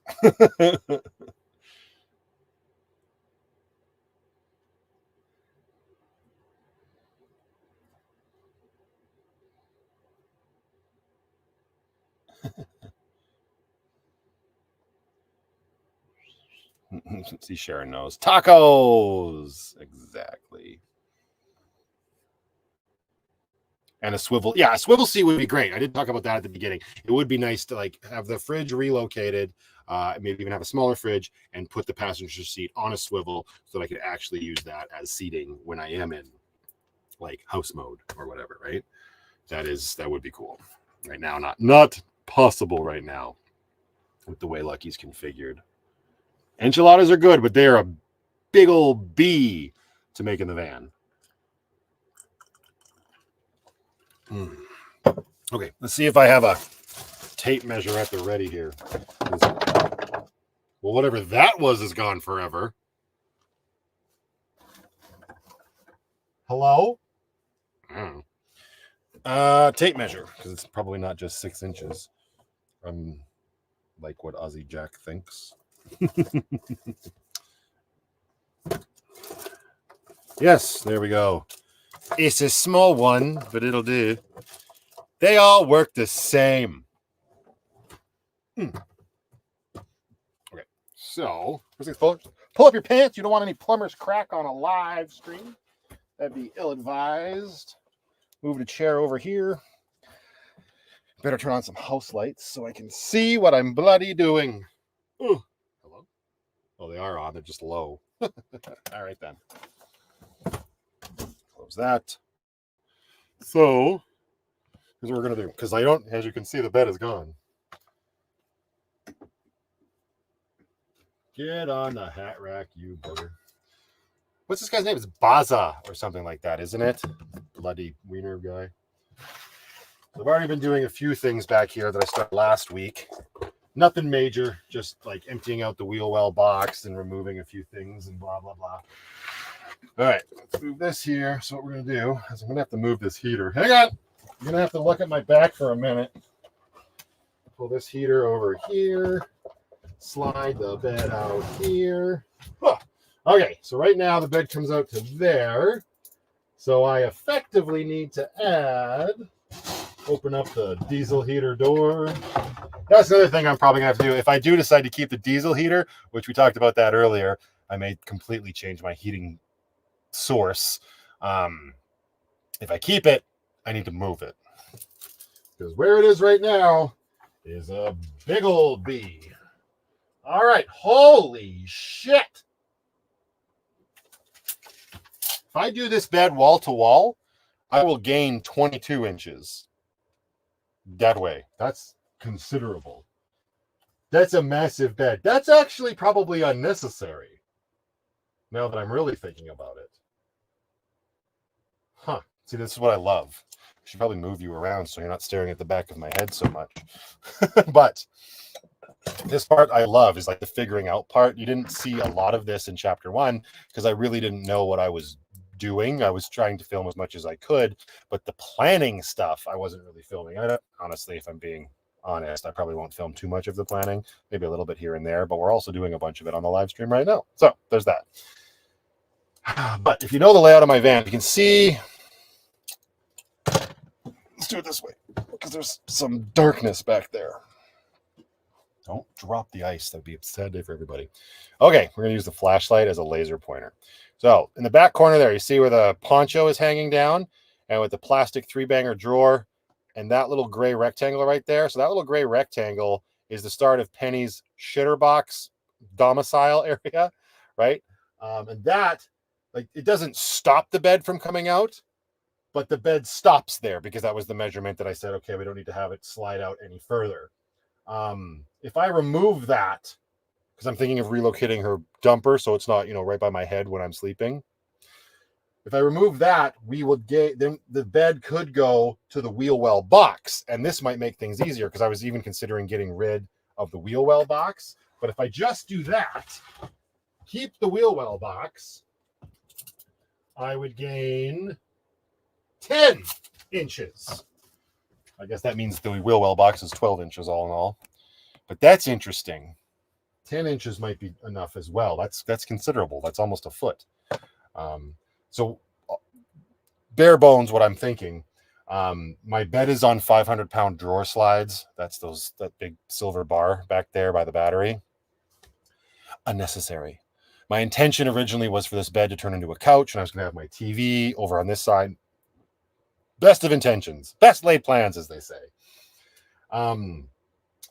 I want to reduce weight. So my idea is the bed will no longer have the sliding function, but instead it will still have a piano hinge up the middle. It will open up this way or this way in order to access things. Although if I don't lose that wheel well box, it doesn't necessarily need to swing this way. I'm so excited. Talking about stuff like this is so cool. It just sort of like gets the creative mind going. But yeah, anyway. So either 10 or 22 added inches. Ladies, calm down. Chad, you can get a 1-bedroom purchase for $45 in Edmonton. I see 4 listings under $50. Lowest listing in Calgary, $135. Class B new is around 120 G, so over 2 times an Edmonton condo. Yeah, but I wouldn't. I guess that's good information to have. I definitely wouldn't want to have a condo. Like if I got a place, I wouldn't want to rent. I would have to have a yard for my little girl. Like there ain't no way I'm doing like a condo kind of thing. You know what I mean? And I'm also not moving to Edmonton, so there's that. but I do appreciate the information and the super chat, Chad. Thank you very much, sir. I don't know who any of those people are, Debbie. So I did not hear that any of that stuff had happened.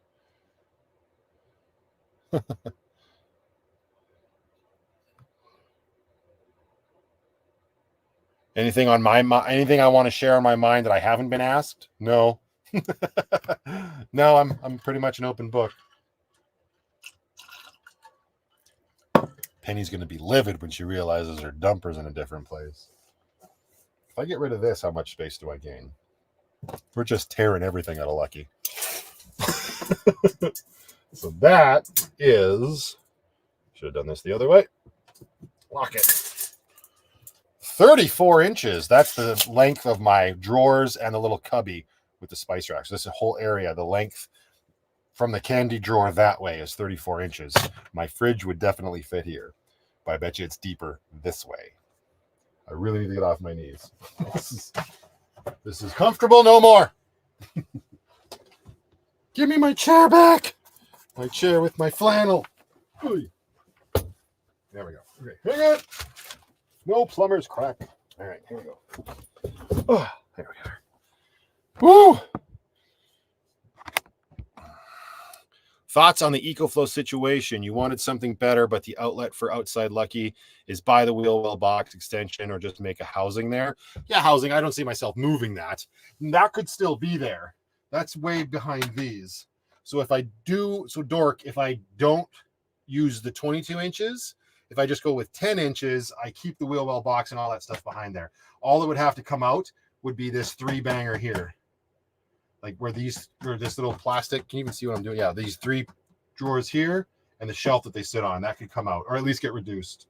Now I come out. Get rid of it. Just chuck it. Although I say that, but like I said earlier, everything is part of everything. Everything's attached. So I just got to start with something. I'd probably start with Penny's litter box housing. Once that comes out, I'd get a better idea of space. What's the dimension of my bed now, Cheryl? It's 70 by 48, I think. So it's 70 inches long by 2 feet. 4 feet. So then it would be 58. So it'd be 70 by 58, almost a queen size, 2 inches shy of a queen. Oh no, queen is 80 by 60. I'm never going to be a proper queen.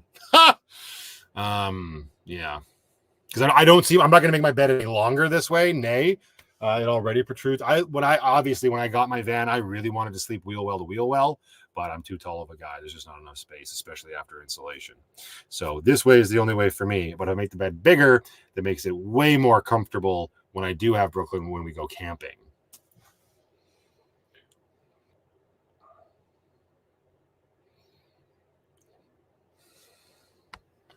Couldn't the new heater fit under the passenger seat? Maybe. I don't know if I've seen that setup before. I suppose that'd be a possibility. I don't know. Again, then how do I get it? I got to take the seat out. I want, wherever I put my heater, I want ease of access, even if that means ripping the water station out. Because another place where my mind is at is I'm going to move the sink to this side of the van as well. I'm kicking myself. I saw a design of a Chevy Express. I looked it up on Google, and obviously it makes so much sense. But their setup was basically the way mine is, with all of this counter space here. But then the bed, instead of being pressed against the same wall as this counter space, is pressed against the passenger side. And then they have cabinetry continuing on this way. Just makes so much more sense. And then this side's nice and clean. But anyway, so like my whole like water station, which is what I affectionately call this little thing here, maybe going as well. And then that frees up both doors to be open and you have more living space here. Maybe I could put a little seating area here. Probably not though. I'm going to have to open up Photoshop and get out floor plans. It's going to be just like before I even owned Lucky. I'm in a long wheelbase Touristique. Also, hi.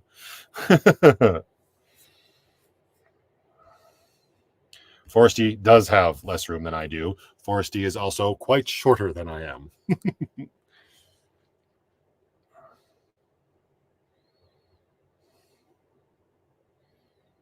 A bubble window or, oh, that would be cool. That's not a bad idea. A little bubble window for painting up there. Hey, that'd be cute. I'll need to beef up the rear suspension. If I'm removing weight? What? Yeah, exactly. So where I'm thinking, and again, this is just an initial thought. I don't know if it'll work out, but I'm thinking the litter box directly behind the driver's seat and building her a little enclosure right here, which is another reason why I want to rip this out. Now, I say that just my cupboards are 33 inches or whatever I said, but I might rip out this entire thing and redesign it as well. Like the whole cabinetry back here. I just don't know. Like the way I talk about this now, it sounds like all that's going to stay are my hanging cabinets, which I'm really proud of. And in this area, which is usually what houses the PlayStation. Again, that's another reason I want to get rid of the PlayStation. If I'm not using it, this little cupboard of storage could be so better utilized. Speaking of which, I need to bring in... Oh, God. Come here, you. Got to bring in my Tide Pods. Put that up there so I don't forget it. The litter box is handy by the back door, but it would be just as handy here because I could open up the side doors and just grab it and take it right out the side doors. It's actually almost better instead of having to open up Lucky's entire rear end. Another thing I want to try to do in terms of back there with the bed is create some sort of headboard to hold the pillows on, because right now the head of my bed and the back doors has about this much space, right? Which is why I stuffed that bag full of flannels back there to prevent the draft and whatnot. But not only that, if that stuff's not there for insulation purposes, my pillows fall off onto the floor. It's another reason I don't sleep with my head on the inside of the van. I tried that when I first moved into Lucky, and my pillows just fell into the floor. Right? But I can't extend my bed all the way to the doors because then it wouldn't be... wait a second. No, I can't because of those the C pillars, I guess, or whatever. You can't extend the bed all the way to the door unless I... So much to think of. I don't know. Figure it out.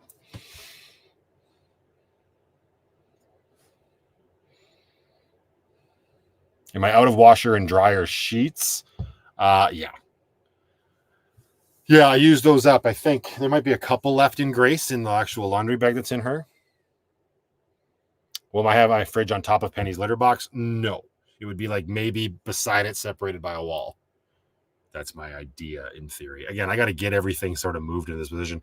Not only that, but like all of this coming out means that my fuse box has to get moved. My solar charge controller, like all that would have to get moved. All this wiring would have to get rearranged. On the back of this cupboard is my battery monitor, and that's it. My inverter is back there. Like, it's a lot to think of for sure. It's why it's like daunting, and I'm like, oh, I could see myself putting this off. We'll see. I don't know. Turn the bed, but raise it up to the widest point. Yeah, maybe, except I like the headroom I have already. If I raise my bed, I won't be able to sit on my bed. And sitting on my bed is a big thing for me in the morning. Being able to sit like on the end. The happiest memory from my YouTube life so far? Oh.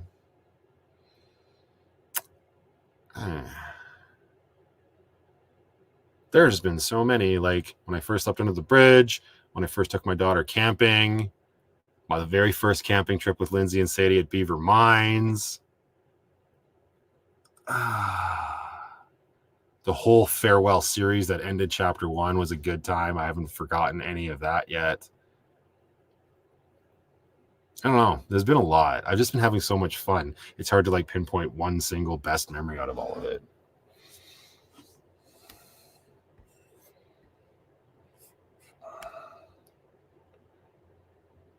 Am I going to pull the floor up and insulate underneath it? No, I don't see myself doing that. That's too much work. No, thank you. I say nay. I don't want to lose any more headroom in here anyway. I know I said it's one thing that I would, like I've said before, that it's one thing I would change is that I didn't insulate my floor, but I don't see myself doing that in Lucky. I'm okay. I never find myself with cold enough feet to really care.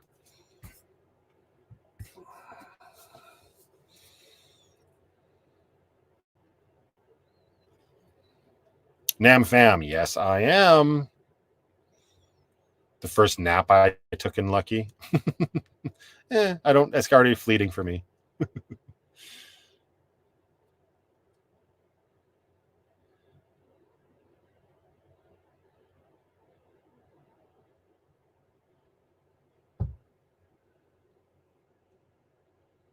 I didn't include the Patreon meetup in my faves. Because I don't know. That's like more community based to me than my van life. You know, like I know the argument would be made that my van life is what caused that to happen. But like, and if somebody says your van life, it's just like when I was doing personal things in my life with family or whatnot. That Patreon meetup was so based off of the incredible community and everybody together. And plus there was a lot of rum, so I don't remember a lot of it. But by and large, yeah, it was community based. Me being the editor, yeah, that was fun. Yes, I insulated the van before I built it. It'd be very hard to insulate the van after you built it. Oh God, the time that Lindsay asked me like where I want to go camping this year. I was like, at some point we gotta go back to Kimbrook Island because I am owed a camping trip there. I got a score to settle with that campground. Not that was the campground that made me sick, but I wouldn't say that's up there with one of my favorite memories. Yikes. What motivates me when things get difficult? That they're not going to get any better if I don't solve them, or if I don't put on a better attitude. Like I said before, I've it's a great question. Whoops. Because things get difficult all the time. Case in point, my heater. Like I was so disheartened that morning when I woke up. Like, well, I even disheartened. I was like fed up with it. I'm just like, this sucks. I got to deal with this, but I love filming, so I'm going to roll the camera, see what I can get out of this, and I just got to solve the problem. And tomorrow's another day. I know that sounds corny, but like there's been a lot of stuff that you will never see on the vlog that I have to deal with. It's just personal stuff, and it can happen a lot. And it can be very difficult and very frustrating. And you just gotta keep pushing forward and remind yourself that nobody's gonna solve it for you. At least that's how I look at it. I guess maybe I used to look to other people to fix my problems for me, or expect someone else to pick up the slack. And since I made the decision to just start like living life on my terms, I made the agreement with myself to always be in charge of everything that I do, good and bad. Now, the good far outweighs the bad for sure, but I got to stay focused on me and realize that I've got another important person that relies on me, so nothing can sort of like bring me completely down, if that makes sense. I know it was loaded. I did my best. Great question.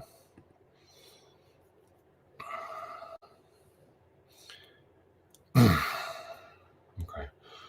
Oof.